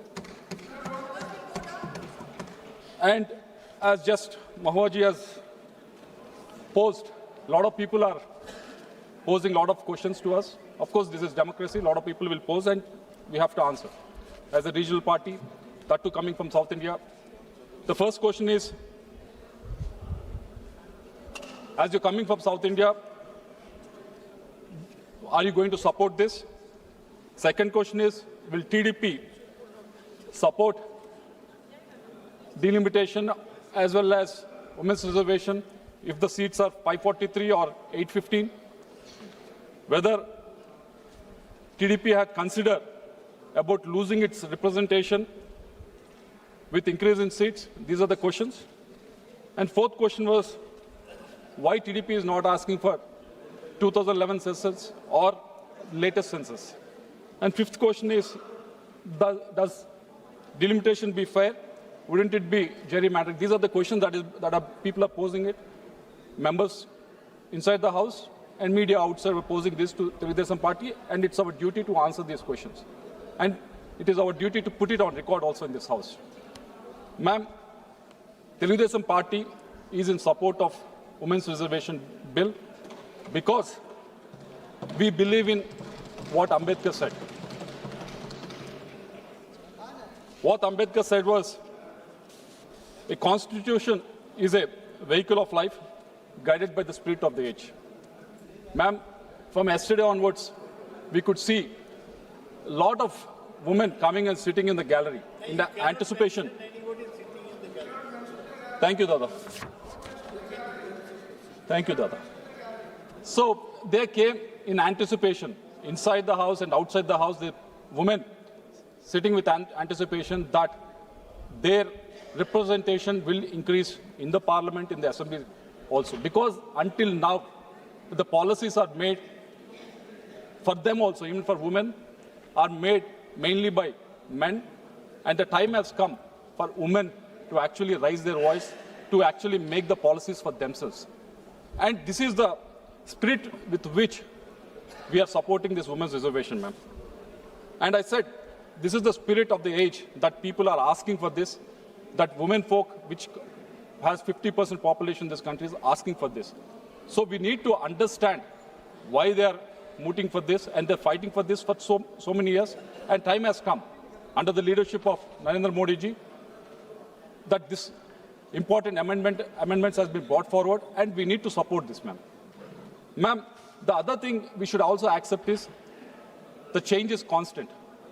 It is never, it is never going to be same all throughout. With the times, there will be changes that will happen, even with our constitution also. There are multiple amendments that are brought in. After almost 77 years, we are discussing about the 131st amendment. Because we believe that Indian democracy is vibrant, our constitution is a living thing, and Ambedkar also mentioned that. So there are a lot of amendments that are brought in. That is the reason why Indian democracy is thriving. When you compare countries around us, Nepal, Pakistan, Sri Lanka, Bangladesh, ma'am, if you see all of them, how many coups have happened in that countries? How many armed revolutions have happened? How many times the constitution itself has collapsed? Why it didn't happen in India except for those 3-4 years during the emergency? Why democracy has thrived in India was because we believed change is constant. We believed what Ambedkar ji has mentioned. So this is a time we should respect that, and this is what women folk of India are asking for. This is the change they are looking for. So we need to support this. I'm requesting the opposition parties also, please see through it and support this.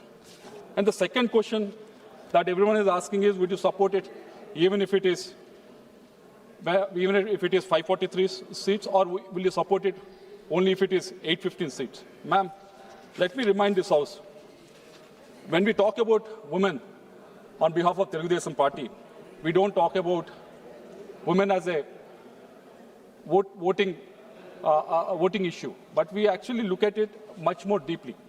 We look at it in a way that we need to empower them socially. We look at it in a way we have to empower them economically. We need to empower them politically also. That is the ethos that our founder, N.T. Ramarao Garu, has believed in. Ma'am, he was a man of different ideas. At that time, all the political leaders expected people to come to them. But he was the leader who could go to the people.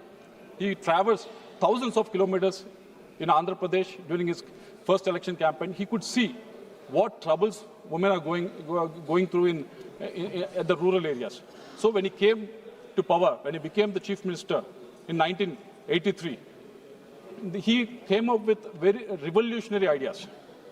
Until then, the property that is belonging to a member in the father is always going to the male in the family. But he has brought in the reform in the Hindu Succession Act in 1986. He made sure 50% of the property belongs to the girl child also. And he also brought in women reservation to 30% in government jobs. On top of that, he has seen what will happen when the government schemes are actually delivered to the women. So what he has done was, when he has to give housing to the poor, he made sure that a site is actually registered on the name of the woman in the family rather than male in the family. So he fought for their economic stability, fought for their social mobility, ma'am. So this is what we believed in. This is the ethos that our founder, N.T. Ramarao Garu, believed in, ma'am. Not only that, he saw there's only 25% of the literacy with the women at that time. So he came up with various initiatives, started a lot of schools mainly for the girl children. He also started a women's university in Sri Padmavati University in Tirupati, specifically targeting women so that they can get educated, their literacy can go up, ma'am. This is what N.T. Ramarao Garu has done, and after that, Chandrababu Naidu Garu has followed the suit, and he has taken it to the next level. He has launched Dwakra program, what the SHE program that we talk about, Lakpati Didis that we talk about now. He has launched it in 1999. He has made sure that women are not just depending on the male in the family, but actually economically they can also have ideas, they can also come up with the business ideas, and they can also support the family. That is the idea with which he has launched the Dwakra program. And also he has given 33% reservation for women in local body elections. Ma'am, I have almost 15 minutes, ma'am. So, and on top of that, Deepam LPG cylinder scheme was launched in '99, mainly for the women folks, so that they can have that economic stability for them, ma'am. Ma'am, this is being continuous. Even now, the main programs that are schemes that have been given to any family in the Andhra Pradesh are targeting the women in Andhra Pradesh, ma'am, with Sri Shakti, Talliku Vandanam, and Deepam 2.0. Ma'am, because we believed in the empowerment of women, this is what from the founder of the party to now the chief minister, this is what they believed in. So if it is 543 seats or 815 seats, Telugu Desam party is in support of women's reservation in the women's reservation bill.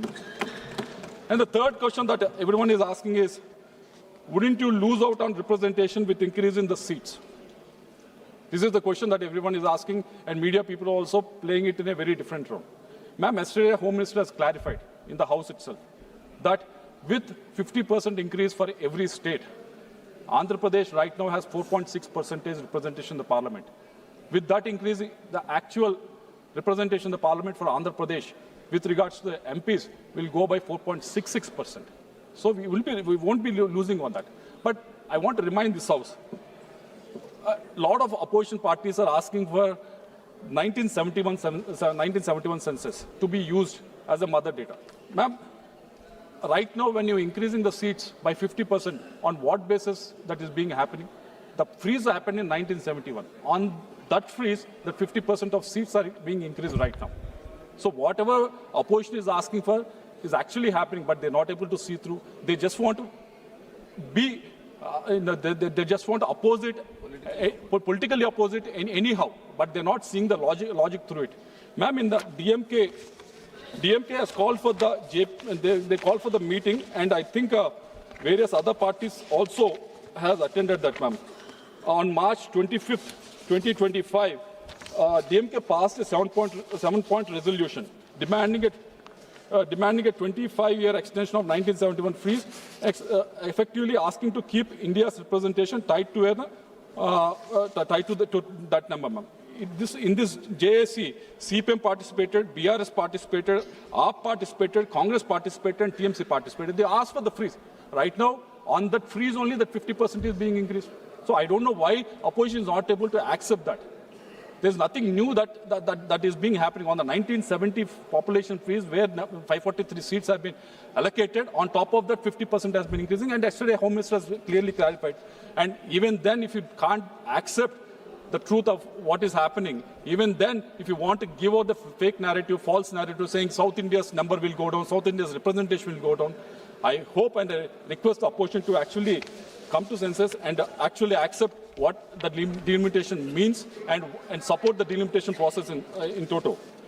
Ma'am, the fourth question that everyone is asking at, why not 2011 census or the latest census? I'll give you the example of Andhra Pradesh, ma'am. Ma'am, in Andhra Pradesh is a very special example because no one has gone through that.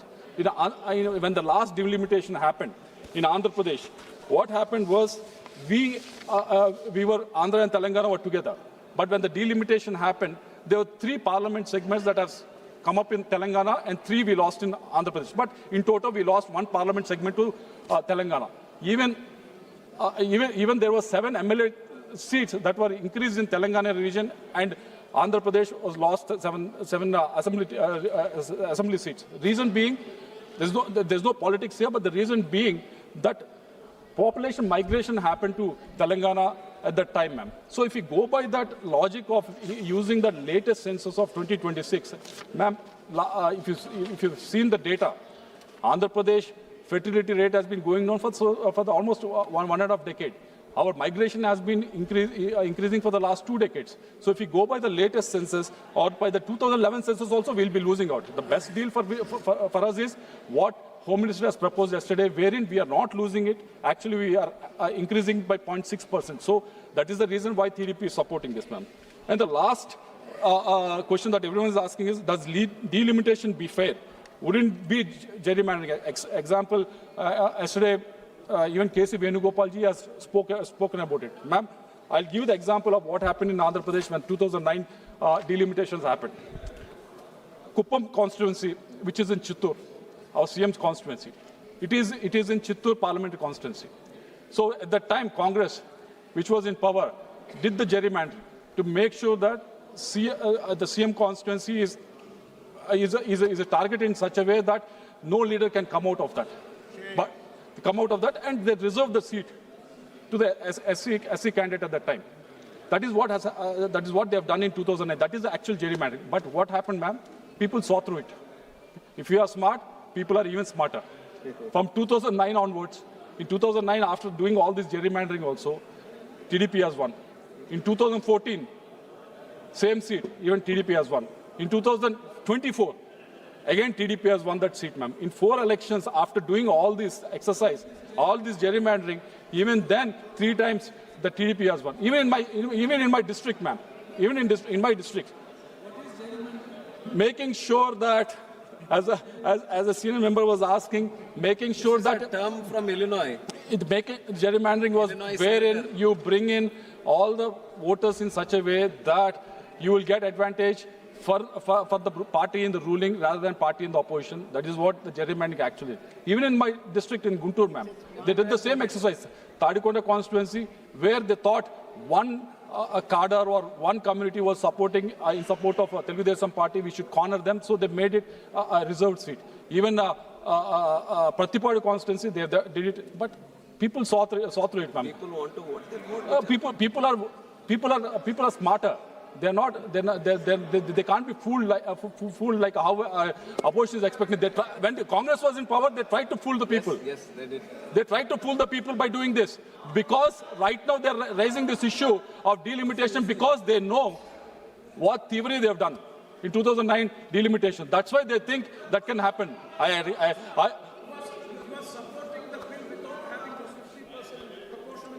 Yesterday I've heard what Home Minister has mentioned.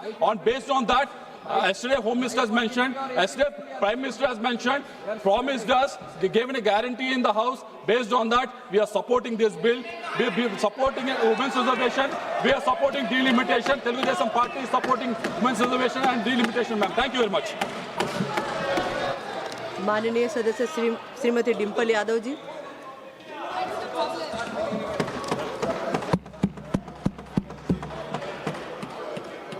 मैं धन्यवाद देना चाहूँगी अध्यक्ष महोदय का, जिन्होंने मुझे इतने महत्वपूर्ण 131वें संविधान संशोधन विधेयक पर बोलने का मौका दिया। सबसे पहली बात जो मैं रखना चाहूँगी, जो सत्ता पक्ष है वो जिस तरह की भूमिका बना रहा है कि विपक्ष लोग आरक्षण के साथ नहीं है, महिलाओं के आरक्षण के साथ नहीं है, जिस तरह की भ्रांति और भ्रम फैलाने का काम कर रही है सत्ता पक्ष के लोग, तो मैं उन लोगों से कहना चाहूँगी कि 2023 में जब नारी शक्ति वंदन अधिनियम बिल पास हुआ था, तो पक्ष और पूरा विपक्ष एक साथ होकर इस बिल को हम लोगों ने पास कराया था और इस सर्वसहमति के साथ पास हुआ था। लेकिन जो ये अब संशोधन लाया जा रहा है, तो आखिरकार सरकार क्या चाहती है? क्या सरकार वाकई में महिलाओं का सशक्तिकरण चाहती है, या इस विधेयक को लाकर, इस संशोधन को लाकर वो खुद के सशक्तिकरण की जनगणना होगी? और समाजवादी पार्टी का ये पक्ष था कि जातिगत जनगणना हो, और कल होम मिनिस्टर साहब ने भी ये बात कही है कि जनगणना कराएंगे। अभी वो घरों की गिनती कर रहे हैं, पिछले 3 सालों में खाली वो घरों की गिनती कर पाए हैं। तो जनगणना होगी, जातिगत जनगणना होगी, उसके बाद परिसीमन होगा और आरक्षण लागू होगा। तो सभी लोग इस बात से सहमत थे। लेकिन 2024 में जब भारतीय जनता पार्टी की सरकार आई और पूर्ण बहुमत की सरकार नहीं पा पाई, सहयोगों के साथ लाई गई ये सरकार, तो जब ये सरकार आई तो 2024 में ही आपने जनगणना क्यों नहीं शुरू कराई? हमारा सवाल ये है। आपने लगभग 2.5 साल निकाल दिए, आपने जनगणना नहीं कराई, क्योंकि अगर जनगणना हो जाती तो आज हम परिसीमन की स्टेज में होते और आरक्षण 2029 तक लागू हो जाता। लेकिन आपकी मंशा ही नहीं थी कि 2029 पे महिलाएं आए और इस सदन में बैठे। अब अचानक ये जल्दबाजी क्यों दिखा रही है 2026 में, जहां अप्रैल का महीना चल रहा है, तो लगातार जल्दबाजी क्यों दिखा रही है? सवाल इस बात पे भी होना चाहिए। तो ये सरकार जल्दबाजी, जो हम समाजवादी पार्टी का मानना है, वह इसीलिए दिखा रही है क्योंकि ये जो डीलिमिटेशन है, जो ये पूरी एक्सरसाइज है, ये सरकार एक हथियार के रूप में प्रयोग करना चाहती है खुद को सशक्त करने के लिए। हमने देखा कि कल गोगो हमारे सांसद कांग्रेस के, उन्होंने कहा कि किस तरह आसाम में डीलिमिटेशन कमीशन का प्रयोग ना होकर किस तरह वहाँ पे चुनाव आयोग जाके परिसीमन कर रहा है और जिस तरह से पूरी प्रक्रिया को अंजाम दिया, और जो सेंसस यूज हुए उसमें वो 2011 के इस्तेमाल हुए। तो कहीं ना कहीं ये बहुत बड़ा प्रश्न चिन्ह उठाता है सरकार पे कि सरकार आखिरकार संविधान में संशोधन क्यों ला रही है, ये संविधान को क्यों बदलना चाहती है, ये क्यों चाहती है कि हमारा संविधान कमजोर हो और सरकार हमेशा सत्ता में बनी रहे। हमारे संस्थापक आदरणीय श्रद्धेय नेताजी ने जब उत्तर प्रदेश में पहली बार महिला आरक्षण लागू किया पंचायती राज में, तब जहां SC/ST महिलाओं को आरक्षण मिला, वही हमारी OBC महिलाओं को भी आरक्षण मिला और हमारी जनरल कैटेगरी की महिलाओं को भी आरक्षण मिला। अब समाजवादी पार्टी चाहती है कि इस आरक्षण में हमारी अल्पसंख्यक महिलाओं को भी आरक्षण मिले। आप क्यों आधी आबादी में बंटवारा करना चाहते हैं? आप क्यों नहीं चाहते हैं कि महिलाएं आगे बढ़े, हर वर्ग की, हर समाज की, हर धर्म की महिलाएं आगे बढ़े? आज हमारी यह मांग है कि आप OBC महिलाओं को भी आरक्षण दें और हमारी अल्पसंख्यक महिलाओं को भी आरक्षण दें। अल्पसंख्यक महिलाओं से तो किसी तरह का द्वेष, किसी तरह की चिढ़ है सामने बैठे हुए लोगों को, लेकिन मुझे पूरा भरोसा है कि जो हमारे यूपी के सांसद हैं भारतीय जनता पार्टी के, वो OBC महिलाओं के लिए मना नहीं करेंगे। तो वाकई में अगर आपको संशोधन लाना था, अगर आपको कॉन्स्टिट्यूशनल अमेंडमेंट करना था, तो आप इस बात का अमेंडमेंट करते कि आप OBC महिलाओं को आरक्षण देने का काम करेंगे। आज जब आप अल्पमत में दिखाई दे रहे हैं, क्योंकि आप जानते हैं कि आपका जो वोट है वो खिसकता जा रहा है कहीं ना कहीं, तो आप इस तरह का भ्रम फैलाने के लिए ये संशोधन बिल लेकर आए हैं, क्योंकि आपका केवल एक ही लक्ष्य है कि जो डेटा, जो कास्ट सेंसस का डेटा, जो जातिगत जनगणना का जो डेटा आएगा, जिससे सबकी भागीदारी सुनिश्चित होगी, निश्चित होगी, आप इससे भागना चाह रहे हैं और आप डीलिमिटेशन की प्रक्रिया से इसीलिए सेंसस को हटाना चाहते हैं, या 20 या 25 साल के सेंसस का आप प्रयोग करना चाहते हैं। आप कहते हैं आप महिलाओं की हितैषी है, आप महिलाओं के बारे में सोचते हैं, लेकिन आज जब मैं यहाँ खड़ी हुई हूँ और जब पिछले कुछ दिनों पहले जब संसद चला और जब कैफ बिल आया, central arm forces police bill आया, तब आपने जो शहीद हुए, जिन्होंने हमारे देश के लिए बलिदान दिया, जिन्होंने हमारे देश के लिए जो शहीद हुए हैं, आपने उनको शहीद तक का दर्जा नहीं दिया।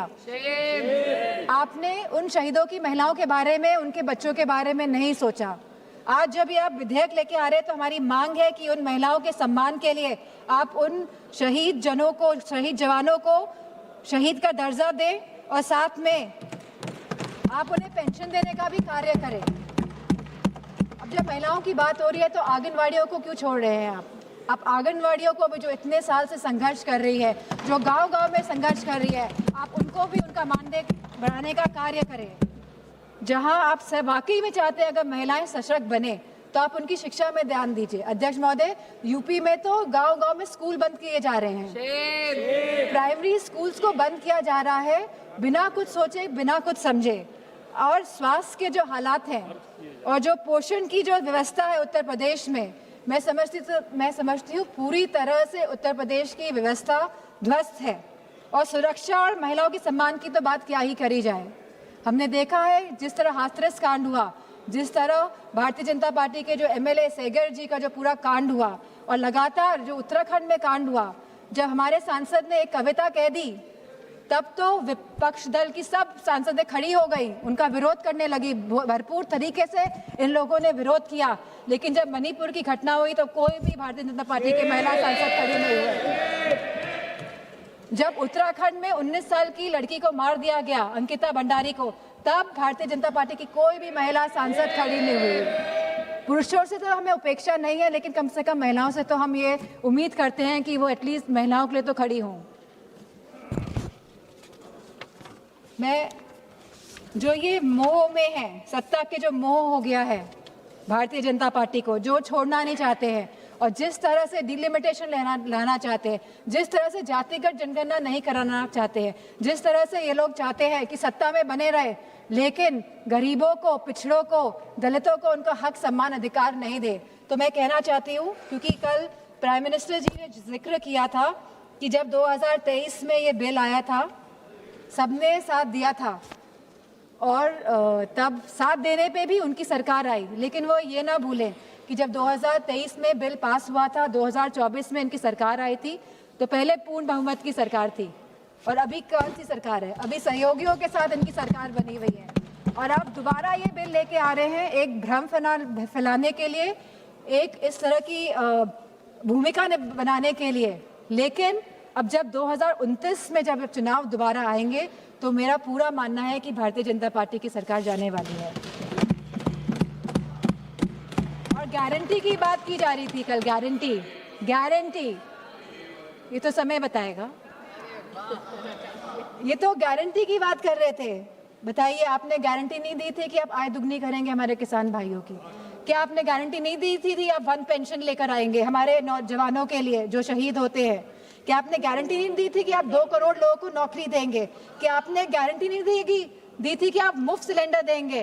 क्या आप यूपी में गारंटी देके नहीं आए थे कि होली और दिवाली में आप महिलाओं को मुफ्त सिलेंडर देने का कार्य करेंगे? क्या वहाँ के आवारा पशुओं को आप उनकी जो समस्या है उसको सुलझाने का काम करेंगे? आपने नोटबंदी में भी गारंटी दी थी कि आप आतंकवाद को खत्म करेंगे।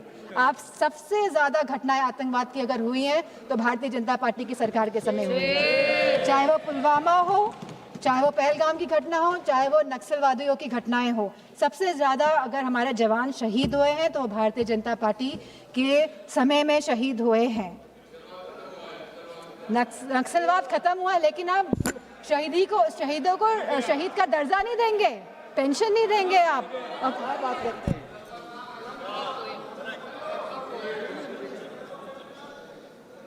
तो मैं केवल ये बात कहना चाहती हूँ कि बचपन में हम सब ने कहानी सुनी थी रेड राइडिंग हुड की, सब बच्चों ने सुनी है, हम आज भी अपने उसको जहन में रखते हैं कि किस तरह एक नन्ही सी बच्ची जो अपनी दादी माँ से मिलने जाती है, बहुत खुशी के साथ वो जाती है, वो जंगल में भटक जाती है, उसे घर पहुँचने में दादी माँ के रात हो जाती है और जब लड़की पहुँचती है तो हम सभी जानते हैं कि दादी माँ तो वहाँ नहीं होती है, लेकिन वहाँ पे कौन होता है,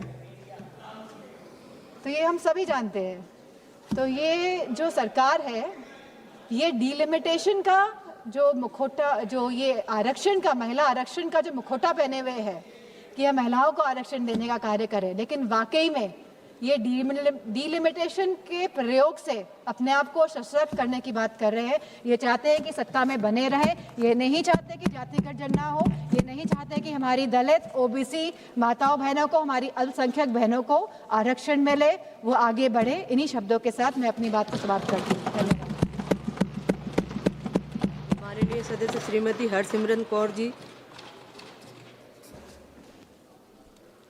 शुक्रिया मैडम 2014 और 2019 के मैनिफेस्टो में भारतीय जनता पार्टी ने लिखा था कि ये 33% वुमेन रिजर्वेशन बिल ये लेके आएंगे, लेकिन 9.5 साल बाद सितंबर 2023 में फाइनली स्पेशल सेशन ही बुला के ये बिल वो लेके आए। और वो बिल भी जब लेके आए उस टाइम भी मैं आपके द्वारा पूरे देश को बताना चाहूंगी कि ये 33% वुमेन रिजर्वेशन बिल यूनानिमसली सितंबर 2023 में पास हो गया।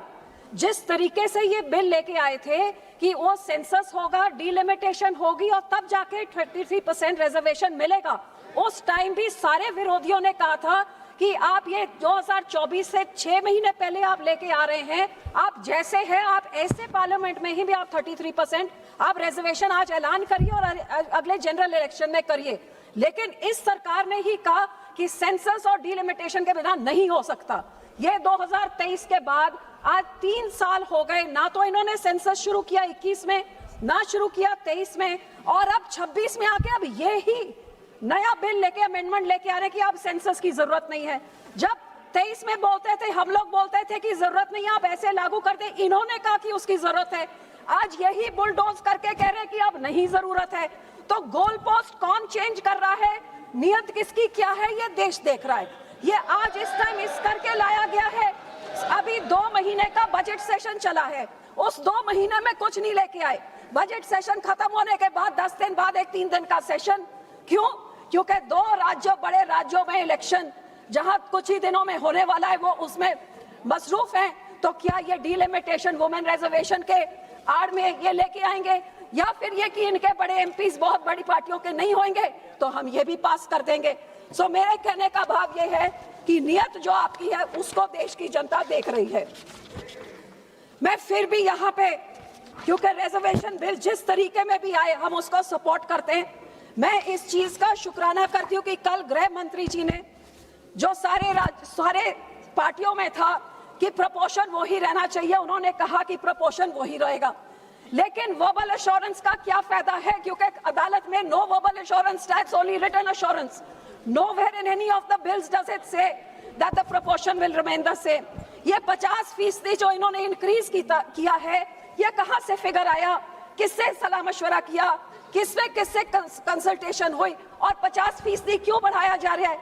क्या इसलिए बढ़ाया जा रहा है क्योंकि जिस नारी शक्ति और मातृ शक्ति की आप बात करते हैं उसको आप इतना तवज्जो नहीं दे सकते कि यहाँ पे पहले 50% इंक्रीज करें ताकि कोई आदमी की सीट ना हिल जाए और इंक्रीज सीटों से महिला को दे।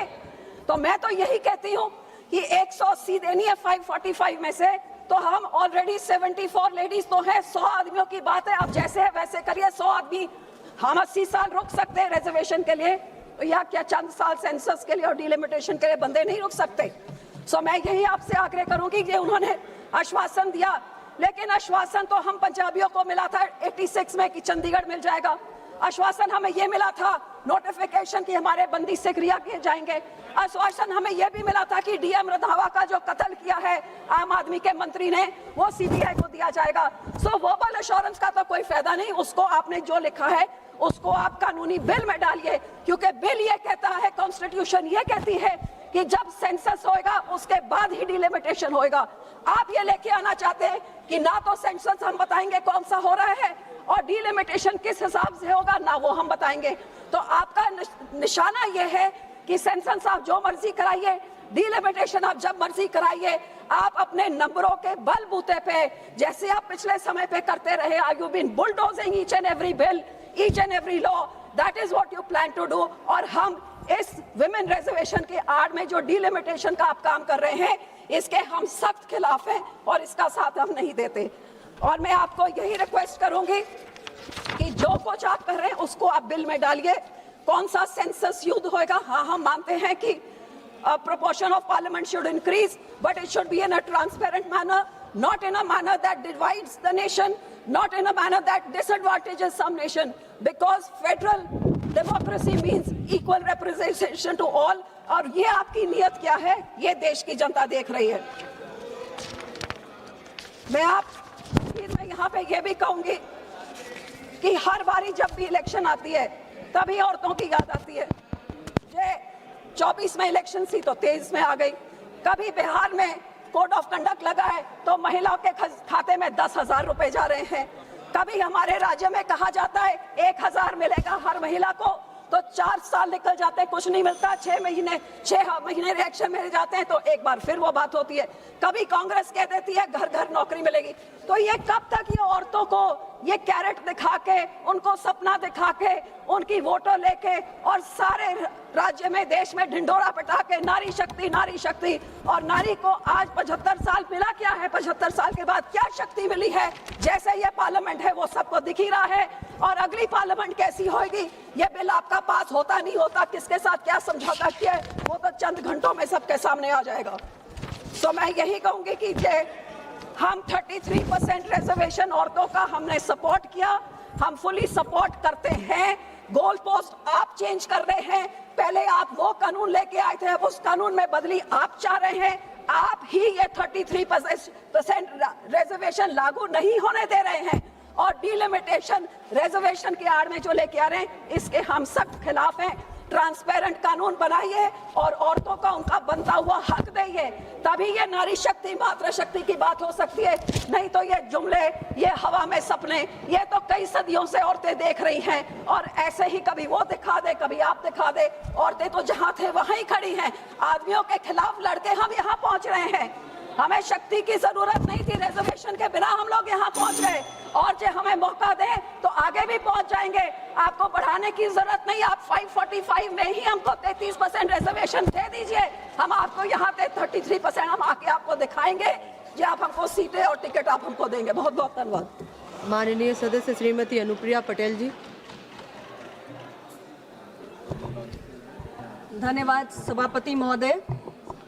आज इस ऐतिहासिक चर्चा का हिस्सा बनकर मुझे बहुत खुशी है।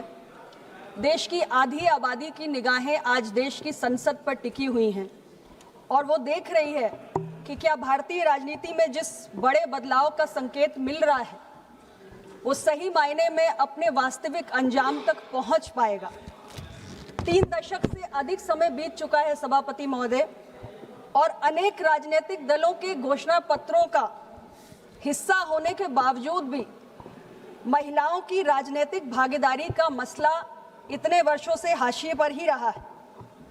ये सच है कि सभी राजनीतिक दलों ने मिलकर 2023 में नारी शक्ति वंदन अधिनियम को संयुक्त रूप से पारित किया है, लेकिन अभी भी देश की आधी आबादी को इस बिल के क्रियान्वयन होने का इंतजार है। अध्यक्ष जी, हम सब जानते हैं कि देश की आधी आबादी के राजनीतिक सशक्तिकरण के बिना उसके आर्थिक और सामाजिक सशक्तिकरण अधूरा है और इसलिए ये समय की मांग है कि जिस नारी शक्ति वंदन अधिनियम को हम सब ने मिलकर पारित किया था उसे लागू करने के लिए भी आज हम सभी दल एक होकर इस नेक काम को करें। महिलाओं की राजनीतिक भागीदारी की स्थिति ये है कि लोकसभा में आज भी हमारी संख्या महज 14% है, राज्यसभा में हम 18% हैं और देश की तमाम राज्यों की विधानसभाओं में देखें तो हम 10% से अधिक कहीं भी नहीं हैं और यह आंकड़ा बहुत ही निराशाजनक है। और आज समय है कि हम इस तस्वीर को बदलें, क्योंकि अगर देश की राजनीति की तस्वीर बदलेगी तो देश की राजनीति का चरित्र भी बदलेगा। सभापति जी, मुझे ये कहते हुए खुशी नहीं है, लेकिन इस बात में काफी हद तक सत्यता भी है कि अनेक बार ऐसे मौके आते हैं कि तमाम पॉलिटिकल पार्टीज किसी दागी उम्मीदवार को, किसी बाहुबली को या किसी अपराधी तक को टिकट देने से गुरेज नहीं करती है, लेकिन अगर एक सामान्य महिला हो तो उसे एक जिताऊ प्रत्याशी नहीं समझकर उसे टिकट से वंचित रखती है। इस परिस्थिति को आखिर हम कब बदलेंगे? आज हमारे पास एक ऐसा ऐतिहासिक अवसर है कि हम सब मिलकर ऐसी तस्वीर को बदल सकते हैं और इस देश के सदन में, राज्यों के सदन में महिलाओं की भागीदारी को बढ़ा सकते हैं। और इसलिए माननीय प्रधानमंत्री ने सभी राजनीतिक दलों से यह अपील भी की है कि हम सब मिलकर इस शुभ कार्य को आगे बढ़ाएं। लेकिन यह भी उतना ही सच है कि संसदीय लोकतंत्र में हमारे विपक्ष के मित्रों के अपने कुछ राजनीतिक कर्तव्य भी हैं और उनका कुछ धर्म भी है। तो इसलिए बहुत सारी चिंताएं, आशंकाएं, आरोप प्रत्यारोप और घमासान, ये भी मैंने कल से इस चर्चा में देखा है। एक विषय जो हमारे दक्षिण के राज्यों के कई सांसदगणों ने उठाया कि जिन दक्षिण के राज्यों ने जनसंख्या नियंत्रण की दृष्टि से बेहतर प्रदर्शन किया है उन्हें शायद सीटों का नुकसान हो सकता है। हालांकि माननीय गृह मंत्री ने इसी सदन में खड़े होकर ऐसे तमाम हमारे सांसदगणों की चिंताओं का समाधान भी किया और उनकी शंका को खारिज करते हुए भी ये बताया कि सभी राज्यों की बराबरी में 50% सीटों की वृद्धि की जाएगी और जनसंख्या के आंकड़ों का किसी भी राज्य को सीटों की दृष्टि से कोई भी नुकसान नहीं होने दिया जाएगा।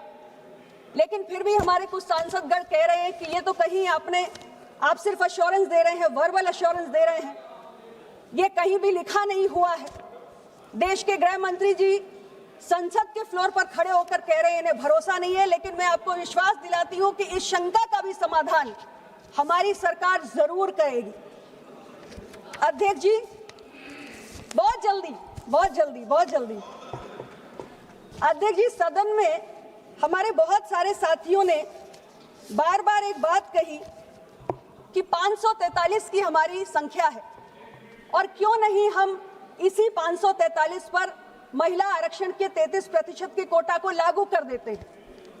मैं सबसे पहले तो ऐसे सभी दलों से ये कहना चाहती हूँ कि जब आपके पास मौका था तब आपने 543 की संख्या पर 33% महिला आरक्षण लागू क्यों नहीं किया। और इसके साथ मैं ये भी कहना चाहती हूँ अध्यक्ष महोदय कि इस हमारे सदन के अंदर बड़े दल ही नहीं है, बहुत सारे छोटे दल भी हैं। ऐसे भी दल हैं जिनके पास महज 1 या 2 सांसद की संख्या है। और जब हम महिला आरक्षण को लागू करना चाहते हैं तो हमें बड़े दलों के साथ साथ छोटे दलों की सहजता का भी ख्याल रखने की जरूरत है। जब हम इस लोकसभा की संख्या को बढ़ाएंगे, 816 तक पहुंचाएंगे, तो छोटे और बड़े दल सभी के लिए 33% का जो ये महिला आरक्षण है इसको लागू करना सहज हो जाएगा। इसका भी सभी दलों को ख्याल रखने की जरूरत है। और कुछ बातें मैंने जाति जनगणना को लेकर भी सुनी। इस संबंध में भी सभापति जी मैं कहना चाहती हूँ, बहुत सारे लोग ये सवाल उठा रहे हैं कि सरकार ने जाति जनगणना तब क्यों नहीं कराई, अब क्यों कराई, इतना वक्त क्यों लग रहा है, तमाम किस्म के सवाल उठ रहे हैं। लेकिन यहाँ एक सवाल मैं भी उठाना चाहती हूँ कि जो लोग आज जातीय जनगणना के इतने बड़े पैरोकार बन रहे हैं, जब उनके पास समय था, जब वो सत्ता संभाल रहे थे, तब उन्होंने देश के अंदर या अपने अपने राज्यों के अंदर कास्ट सेंसस का निर्णय क्यों नहीं लिया? आखिर किसने उन्हें ऐसा करने से रोक रखा था? अध्यक्ष महोदय, जब ये सारे दल सत्ता में थे और जिन मसलों को ये आज उठा रहे हैं, जिनका समाधान ये सत्ता में रहते कर सकते थे, इन्होंने नहीं किया। और जो जो मसले ये छोड़ कर गए, आज हमारी सरकार, एनडीए की सरकार, प्रधानमंत्री मोदी जी के नेतृत्व में जब सरकार संभाल रही है, तो आपके सारे छोड़े हुए मुद्दों पर हम निर्णय कर रहे हैं। और कास्ट सेंसस का ऐतिहासिक निर्णय भी एनडीए की सरकार ने किया है और ये हमारी सरकार का कमिटमेंट है। ये कास्ट सेंसस हमने सिर्फ अनाउंस ही नहीं किया है, आपने क्यों नहीं किया? आपने क्यों नहीं किया? सभापति जी, इन्होंने स्वयं उत्तर प्रदेश में सत्ता संभाली है और इन्होंने राज्य के अंदर कास्ट सेंसस नहीं कराई है। जब आप केंद्र की सरकार में शामिल थे तब भी आपने कास्ट सेंसस के लिए दबाव नहीं डाला। तो आपका तो कहने का मुंह ही नहीं है। न राज्य में न केंद्र में आप जो काम नहीं कर पाए वो हमारी सरकार ने किया है और हमारी सरकार ने तय किया है। सेंसस एक्सरसाइज चल रही है और इसके आंकड़े, मैं सारी बात करूंगी। सभापति जी, हमारी सरकार ने जो निर्णय लिया है वो ऐतिहासिक है। जो आप नहीं कर पाए वो हमने किया है और ये कास्ट सेंसस की प्रक्रिया चल रही है, ये एक्सरसाइज चल रही है और ये प्रक्रिया 31 मार्च 2027 तक इसके आंकड़े भी आ जाएंगे। जो ये नहीं कर पाए वो हमारी सरकार ने करके दिखाया है। जो काम नहीं कर पाए, ये नीट में ओबीसी का आरक्षण लागू नहीं कर पाए, हमारी सरकार ने किया है।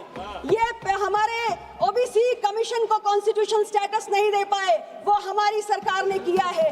ओबीसी के हित में एक नहीं अनेक काम हमारी सरकार ने किए हैं और मैं इनसे कहूंगी कि जब महिला आरक्षण लागू हो जाए तो ओबीसी की बहनों को टिकट देने में कंजूसी मत करिएगा, क्योंकि हमारी तरफ से तो ओबीसी की संख्या बढ़ती जा रही है, आपकी तरफ से भी बढ़नी चाहिए।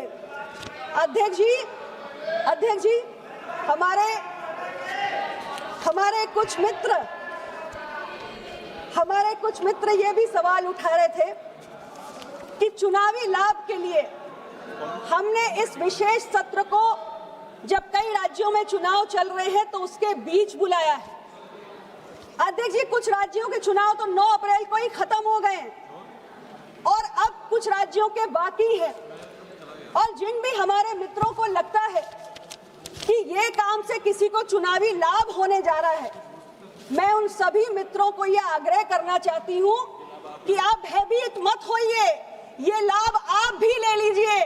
आप भी इस देश की आधी आबादी को यह संदेश दे दीजिए कि ये जो पुण्य का काम इस महान सदन में होने जा रहा है, राज्य और देश के सदन में महिलाओं की भागीदारी को बढ़ाने का, आप भी उसके समर्थक हैं और आप नारी शक्ति वंदन अधिनियम को जिस तरीके से पारित करने में आपने सहयोग किया है, इसको लागू करने में भी आज शामिल हैं।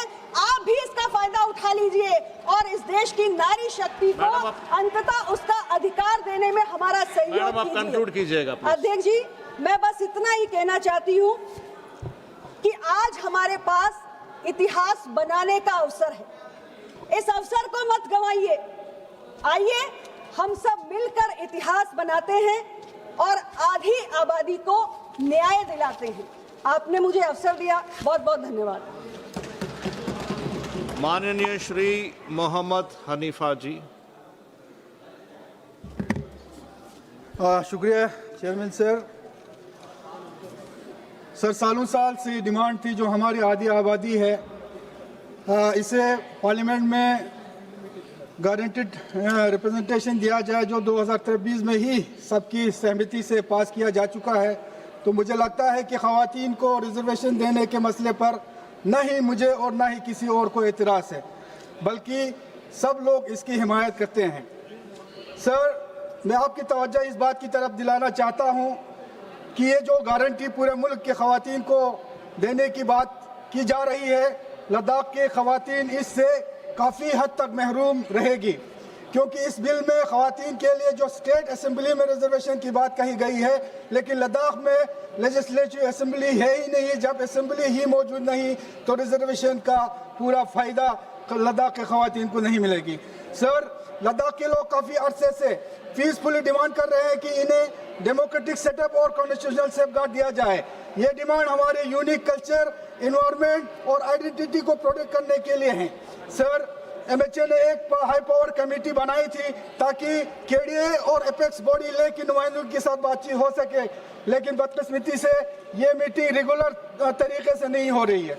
सर, मीटिंग की डेट लेने के लिए भी हमें प्रोटेस्ट और हंगर स्ट्राइक करने पड़ती है। मैं एमएचए के से ऑनरेबल होम मिनिस्टर से और सेंट्रल गवर्नमेंट से गुजारिश करता हूँ कि इन नेगोशिएशन को टाइम बाउंड तरीके से कंक्लूड करें और लद्दाख के आवाम की ख्वाहिशात के मुताबिक कॉन्स्टिट्यूशनल सेफगार्ड और लेजिस्लेटिव असेंबली दिया जाए, जिससे इस बिल का फ़ायदा लद्दाख के ख़वातीन तक पहुँचे। सर, लद्दाख स्ट्रेटेजिक और जोग्राफिकल दोनों लिहाज से भी ज़्यादा बड़ा है। सर, इतने बड़े इलाके के बावजूद लद्दाख के पास सिर्फ एक लोकसभा सीट है। लद्दाख के ईस्ट कोने से वेस्ट कोने तक की दूरी तकरीबन 600 से 700 किलोमीटर और वेस्ट से और साउथ से नॉर्थ तक तकरीबन 400-500 किलोमीटर की दूरी पड़ती है। टोपोग्राफिकली और मौसमी हालात पर अगर नजर डालें तो ये दुनिया के सबसे मुश्किल टेरेन है। लद्दाख के अंदर सर्दियों में कई माह तक रोड जो है बंद रहते हैं और कई इलाके मुकम्मल तौर पर इनएक्सेसिबल रहते हैं। सर, एक सिंगल एमपी के लिए इतने बड़े और डाइवर्स रीजन को इफेक्टिवली रिप्रेजेंट करना तकरीबन नामुमकिन है। इसलिए मैं जोर देकर ये मुतालिबा दोहराता हूँ कि जब भी डिलिमिटेशन हो, लद्दाख के लिए 2 लोकसभा सीट, जो एक लेह के लिए और एक करगिल के लिए डिमांड जो है पिछले कई सालों से लद्दाख में होती आ रही है और केडीए और एपेक्स के द्वारा हाई पावर कमेटी के सामने भी कई बार ये मांग रख चुकी है। चेयरमैन सर, इस बिल की असली रूह यह है कि ख़वातीन को सिर्फ कागज पर नहीं बल्कि हकीकत में एम्पावर किया जाए। लद्दाख के ख़वातीन के लिए तब मुमकिन होगा जब इन्हें लेजिस्लेटिव असेंबली और कॉन्स्टिट्यूशनल सेफगार्ड और मुनासिब रिप्रेजेंटेशन मिले। सर, लद्दाख के लोग सब्र करते आए हैं, उन्होंने पीसफुल प्रोटेस्ट के लिए अनशन किया है और हर डेमोक्रेटिक डोर पर दस्तक दी है। अब वक्त आ गया है कि इनकी बात सुनी जाए।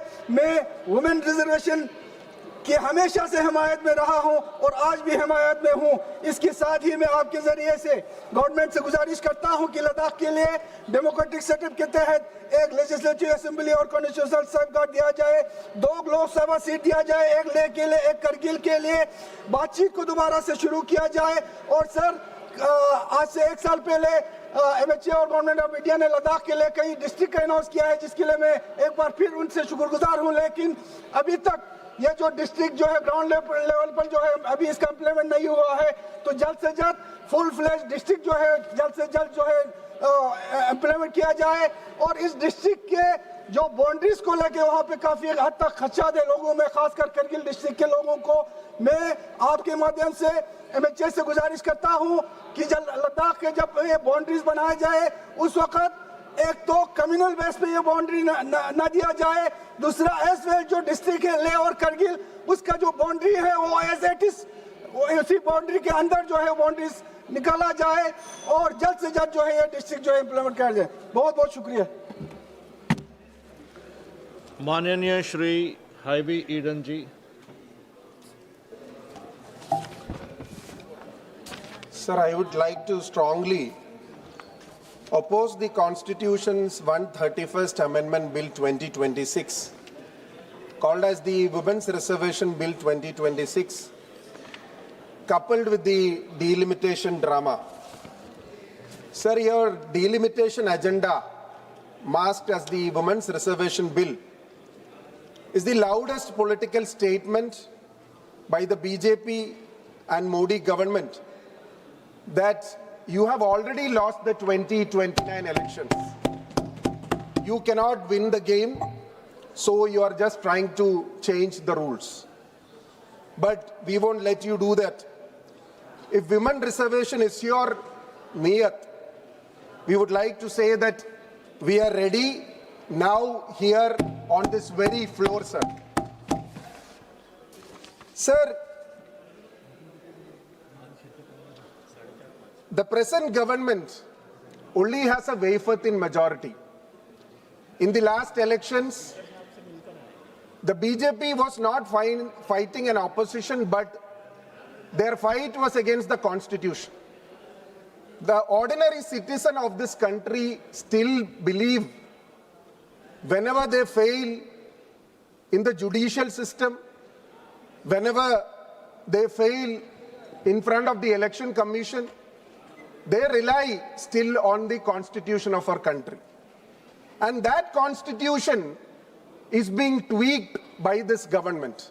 That is where we are opposing this bill. The bill is a blatant attack on the constitution of our country. Sir, the bill is a blatant attack on the cooperative federal structure of India.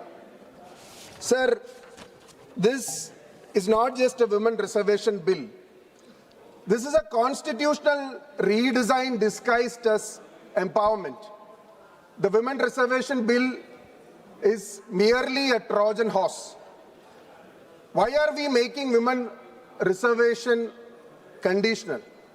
Why must Indian women wait for delimitation, for a census, for a political process? Empowerment delayed is empowerment denied.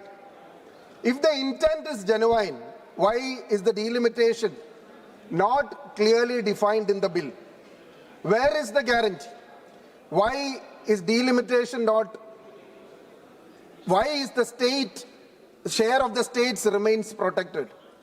The Prime Minister of India said that no state will lose its share. Then why is that assurance not written in the bill, not written in the law? Why should we trust him, sir? We were all told that 15 lakh हमारे bank account में आ जाएंगे.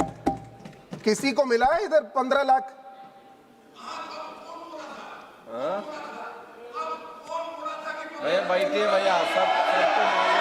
मैं video भेजूंगा आपको. Sir मैं आपको sir मैं आपको व्हाट्सएप कर लूंगा, वो वीडियो भेजूंगा आपको. सर, डिमोनेटाइजेशन के टाइम पे आदरणीय प्रधानमंत्री जी ने बोला काला धन वापस लाएंगे, उसमें से सब बैंक अकाउंट में अब सिटीजन्स ऑफ इंडिया को 15 लाख मिल जाएंगे. Sir, I will give you the details. Sir, so why should we trust him? That is not how democracies work. India made a promise in 1976 that the states which controlled population would not be punished. Sir, that was a promise, not politics. it was fairness. States that invested in education, healthcare and women's empowerment reduced population growth. And today, those very states are losing. Those states which took risk are losing representation. So what are we telling India? That progress will cost you? That progress will cost power? Even Atal Bihari Vajpayee ji understood this danger. That is why the government extended the freeze on delimitation in 2001. So the states that invested in human development would not be penalized politically. That was statesmanship, not strategy. Yes, countries like the United States used the population for representation, but their development and population moved together. In India, development reduced population growth. So applying the same formula here does not produce fairness. It produces an imbalance. Delimitation is not just arithmetic, it's power. It decides who speaks louder in the house and whose voice becomes smaller. And when the power shifts without safeguards, democracy doesn't break one day. It tilts slowly. Do not link women's rights to a process that can reshape the federal balance. Please conclude. Do not make women wait, sir, concluding, for political convenience. Give women representation today. Protect federal balance in law. And do not mix the two, and at the cost of India's future. Support for women's reservation is unanimous, but for the concern for delimitation, sir, is national. Sir, I would just like to conclude with one small example. When these bills are clubbed in a constitutional manner, in 2020, there was a bill introduced in this August House which took away the microscopic minority rights, which was called as an extension of the SC/ST law, but it denied the rights of a microscopic minority called the Anglo-Indian community, sir. Yes, sir, this is a classic example why we shouldn't club these laws together. That is why we are strongly opposing the law and the delimitation and the reservation process. Thank you, sir. Srimati Ji Tanuja Rani Ji, Honorable Member Shri Haibi Eden Ji, you mentioned about 15 lakh rupees, please, and you also mentioned that you will show the evidence. Please provide the evidence, otherwise it will be deleted from the record. Madam, please go ahead. Thank you, sir. ఒక గిరిజన ఆడబిడ్డకి ఈ పవిత్ర మహిళా women reservation bill మీద మాట్లాడే అవకాశం ఇచ్చినందుకు హృదయపూర్వక కృతజ్ఞతలు తెలియజేసుకుంటున్నాను. ఈ సమాజంలో మహిళలు వెనుకబడి ఉన్నారని అనుకునే సమయంలో ఒక గిరిజన మహిళ ఇంకెంత వెనుకబడి ఉంటుందో ఊహించుకోవచ్చు. అట్లాంటి నేపథ్యం నుండి నన్ను ఈ గౌరవ సభకు పంపించిన గత ముఖ్యమంత్రి వర్యులు వైఎస్ జగన్మోహన్ రెడ్డి గారికి, అరకు పార్లమెంట్ ప్రజలకు ఈ సందర్భంగా కృతజ్ఞతలు తెలియజేసుకుంటున్నాను. సార్, మహిళా రిజర్వేషన్ బిల్లు దేశంలో మహిళల యొక్క భవిష్యత్తును మార్చే ఒక చారిత్రాత్మక నిర్ణయం అని చెప్పడానికి సందేహం లేదు. ఎత్ర నార్యేషు పూజ్యంతే రమంతే తత్ర దేవతః అంటే ఎక్కడైతే మహిళలు గౌరవింపబడతారో అక్కడ దేవతలు కొలువై ఉంటారు. మన సంస్కృతిలో మహిళలను ఒక శక్తి స్వరూపిణిగా భావిస్తాము. 33% ఉమెన్ రిజర్వేషన్ ద్వారా మహిళలకు గౌరవం ఇచ్చే ఈ నిర్ణయం వల్ల దేశం మరింత అభివృద్ధి చెందుతుందని నేను విశ్వసిస్తున్నాను. మహిళల హక్కుల కోసం తరాలుగా ఎన్నో పోరాటాలు జరిగాయి. ఈ సందర్భంగా మహిళా సాధికారణకు కృషి చేసిన మహనీయుడు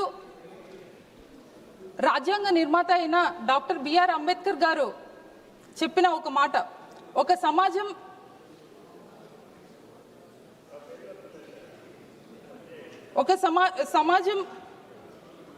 ముందుకు వెళ్తుందో అంచనా వేయాలంటే ఆ సమాజంలో మహిళలు ఎంత ముందుకు వెళ్తున్నారో చూడాలి అని. ఈ మహనీయుడి యొక్క ఆలోచనలను ఆచరణలోకి పెట్టిన నాయకుడు వైఎస్ జగన్మోహన్ రెడ్డి గారని చెప్పడంలో చాలా గర్వపడుతున్నాను. సార్, మహిళలకు 50% రిజర్వేషన్ని అందించాలనే ఆలోచించడమే కాకుండా 2019 నుండి 2024 వరకు అది అమలుపరిచి చేసి చూపించారు. ఆంధ్రప్రదేశ్ రాష్ట్ర చరిత్రలోనే తొలిసారిగా ఒక మహిళను డిప్యూటీ సీఎంగా, ఒక మహిళను హోమ్ మినిస్టర్గా, క్యాబినెట్లో 4 మహిళలను మంత్రులుగా చేసి చూపించి మహిళల యొక్క గౌరవప్రదమైన ప్రాతినిధ్యం కల్పించారు. లోకల్ బాడీ ఎలక్షన్స్లో నామినేటెడ్ పోస్టుల్లో సర్వీస్ కాంట్రాక్టుల్లో 50% మహిళలకు అవకాశం కల్పించారు. అంతేకాక మహిళల కోసం అమలుపరిచే సంక్షేమ పథకాలు అమ్మఒడి, వైఎస్ఆర్ చేయూత, వైఎస్ఆర్ ఆసరా, ఇలానే పేద ప్రజలకు అండగా ఉండి ఇళ్ల పట్టాలు కూడా మహిళల పేరునే అందించిన ప్రజానాయకుడు వైఎస్ జగన్మోహన్ రెడ్డి గారని గర్వంగా చెప్తున్నాను. దిశ పోలీస్ స్టేషన్ని స్థాపించి దిశ యాప్ ద్వారా మహిళలకు రక్షణ కల్పించారు. ఆర్థిక సామాజిక వర్గాలలో మహిళలు బలోపేతంగా ఉండాలని చెప్పి ఎన్నో కార్యక్రమాలు అమలుపరిచారు. 2019 నుండి 2024 వరకు ఈ పీరియడ్లో స్వర్ణయుగంగా మార్చారు. అంతేకాక మహిళలు ఆత్మవిశ్వాసంతో గౌరవంతో జీవించేలా చేశారు. చివరిగా ఒక ముఖ్యమైన విషయాన్ని ప్రస్తావిద్దాం అనుకుంటున్నాను సార్. దేశంలో మహిళా రిజర్వేషన్ బిల్లు వచ్చిందని మహిళలందరూ ఆనందించే ఈ సమయంలో ఆంధ్రప్రదేశ్ రాష్ట్రంలో మహిళలపై దాడులు పెరుగుతుందేమోనని ఆందోళనగా ఉంది. ప్రతిరోజు ఏదో ఒక చోట హింసాత్మక ఘటనలు జరుగుతూనే ఉన్నాయి. 1 మినిట్. నంద్యాల జిల్లా ముచ్చిమర్రి ఘటన వంటి సంఘటనలు నిజంగా బాధాకరం. మరీ ముఖ్యంగా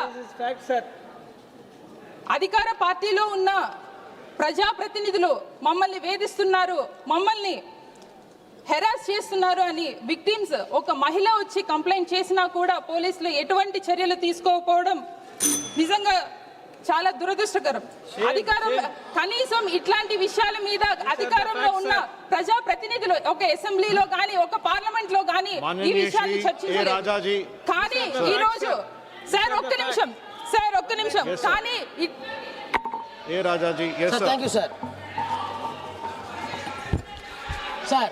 Yes, sir. Please carry on, sir. Sir, thank you very much, sir. Since Mrs. Kanimuri Karunanidhi, honorable member from DMK, spoke in detail about the legislative package of these 2 acts and the dubious measures being taken by the government to push this bill. Please. Sir, you are speaking, sir. It is your turn. Sir. Sir, I do not want to comment more because the exhaustive speech. Sir, how can? No. I have given time to him. He is speaking from your party. Mrs. Kanimuri had made an exhaustive and elaborate speech. Sir, one second. No, one second, sir. No, he is from your party. You don't want him to speak? Please tell me. No, please tell me. No. I have given time to him. He is from your party. You don't want him to speak. Whether conclude or not, I will decide, not you. Please. Yes, sir. Yes, sir. House is not in order. No, sir. It is in order, sir. If it is not in order, it is basically because of your own party. Sir, a detailed, elaborative speech that has been delivered by Mrs. Kanimuri Karunanidhi from my party, where she explained the dubious activities, covered these 2 acts which has piloted this government. I want to make very small time to exercise my right. Sir, I never intended to take part in this debate, but I took a firm decision. I want to say a few words before this House after hearing the speeches of Home Minister and the Prime Minister. Sir, it is very strange. 2 bills having approved by the cabinet under the chairmanship of the Prime Minister have been placed on the table and it is being under consideration, and both the 2 exalted executives, none other than the Prime Minister and the Home Minister, completely deviated from the substance and pith of the bill, and they are giving justification on the other diabolical ways. It is strange to the Parliament. Not only strange, I categorically accuse both the Prime Minister and Home Minister and this government together undermine the parliamentary democracy and parliament values. I will explain. Sir, our apprehension is, having heard the speech of the Home Minister, nothing will be done to the Tamil Nadu or southern states. What he says is, sir, our apprehension is Tamil Nadu will be put into trouble. But whereas the Home Minister says there will be an approximate 50% increase. Tamil Nadu suffers no loss. Kerala will have 30 MPs. It is an artificially created apprehension in the mind of the southern states. Sir, the apprehension in the mind of the southern states, not in the year 2010 or 2011 or 2026, the apprehension in the mind of the makers of the constitution itself, north and south divide. Sir, the states were formulated under the statutory provisions of the State Organization Bill. The states were organized by Dr. Ambedkar and other committee on the basis of the linguistic states. I think that I am correct. The states were formed in 1956 by a statutory measures under the guise of linguistic states.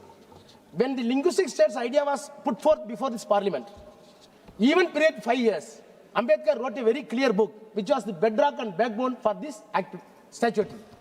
Sir, thus in that book he says, there is a divided north and south. Sir, Ambedkar says in his book, I quote, the north is Hindi speaking, the south is non-Hindi speaking. Most people do not know what is the size of the Hindi speaking population. It is as much as 48% of the total population of India. Fixing one eye on this fact, one cannot fail to say that the Commission's effort, that is the delimitation committee that time, formulating the states, Commission's effort will result in consolidation of the north and balkanization of the south. Can the south tolerate the dominance of the north?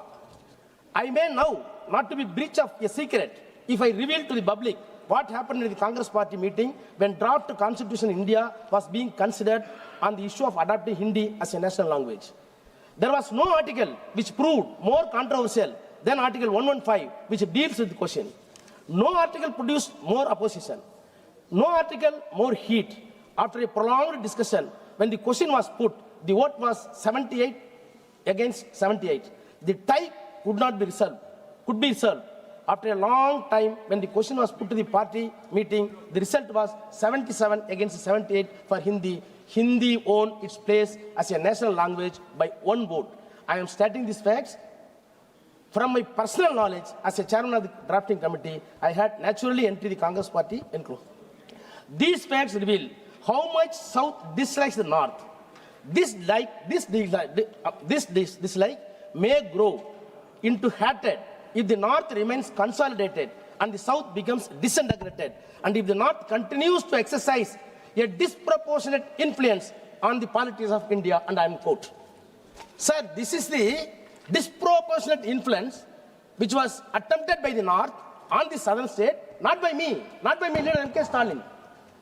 It was a statement by Dr. Ambedkar in the committee.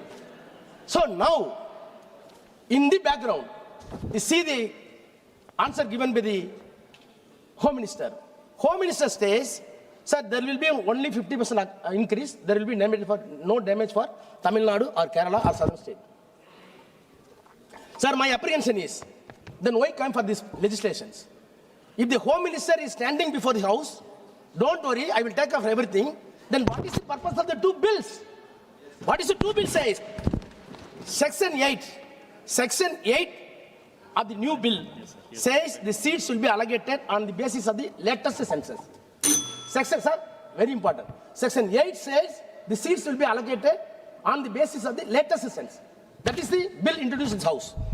But what Constitution says? Constitution says, Article 81, Clause 2, there will be the number of seats for the purpose of clause N1, there shall be allotted to each state a number of seats in the house of the people in such a manner that the ratio between the number and the population of state is so far as the practicable and same for all states. Sir, the word is very important. Ratio between the number and the population of the states. Constitution says ratio of the number between the number and the population of the state. Sir, I do not want to recall all the words of what happened in the constitution of state bills. When we formed the linguistic states, Ambedkar was very clear, according to G.P. Bant and other members, when we are forming the one state, one language, the reason is the language, civilization, culture, and all ethnicity values of the particular state who speaks one language, who adopted one culture, should be reflected in the assembly. All codification of laws and whatever the rules going to be framed, it should reflect the people of the state, since they are adopting their own language. If it is the collection of the state, is it not fair on the part of the government to take all the wishes of the states from the linguistic states? It should be collected. Please conclude. But whereas Prime Minister says, Home Minister says, don't worry, nothing will happen. But on the other hand, Constitution is against you. The present bill is against you. It is very strange.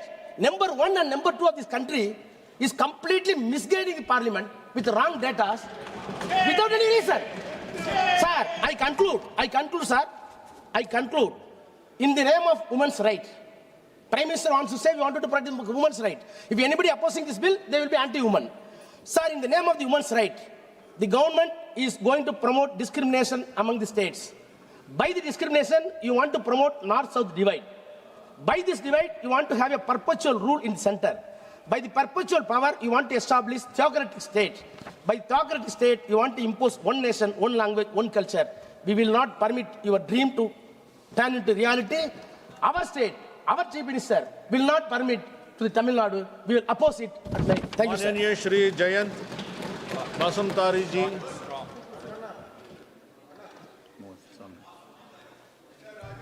आप बोलिए sir, mic आ जाएगा.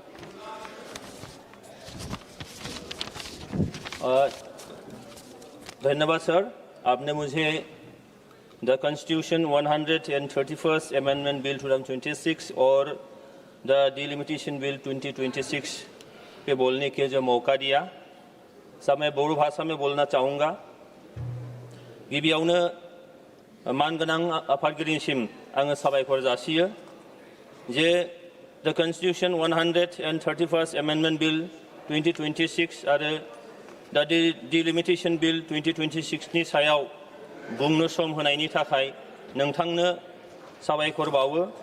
आरोबाव बे मोननै बिलखौ पार्लामेन्टआव दिखांनायनि थाखाय माननीय गाहाय मन्त्रि आरो सरकारनिसिम आंनि आरो आंनि पार्टी UPPL निफ्राय गोजोननाय फोरमायनाय आरो साबायखर थाबाय.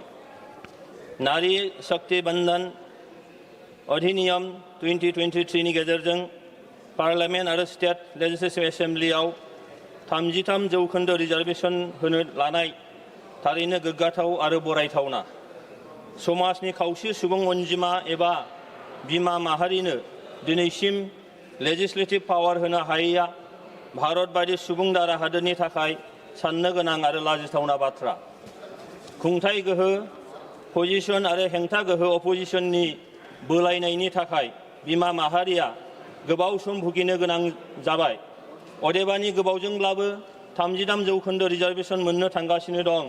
बिनि थाखाय आइजो एबा बिमा माहारिनिसिम आं आरो आंनि पार्टी UPPL नि आफादगिरि माननीय प्रमोद बर'नि जानानै कंग्रेचुलेशन हरबाय. लोगोसे हादोर नाङै डिलिमिटेशन बिल 2026 लाबोनायनि थाखाय खेबसेबाव सोरखारनिसिम साबायखर जासिबाय.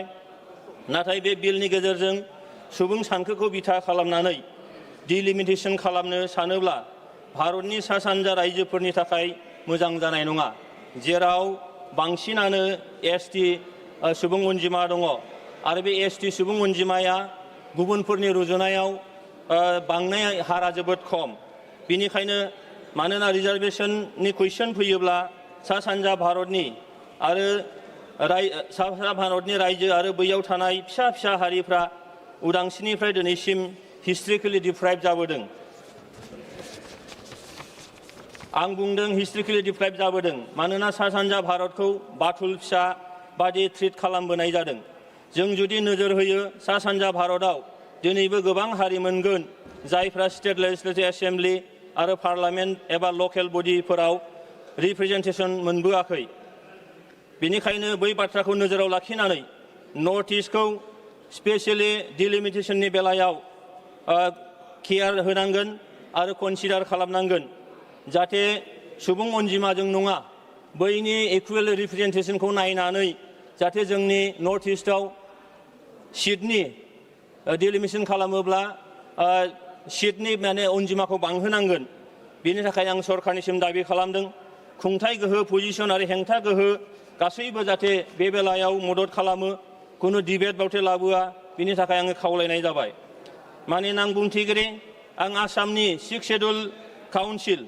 बड'लेण्ड टेरिटरियेल रिजननि सासे मेम्बार अफ पार्लियामेन्ट जानानै गोख्रोङै दाबि खालामो जानो गोनां डिलिमिटेसननि गेजेरजों कन्टिगुइटिखौ मेनटेन खालामनानै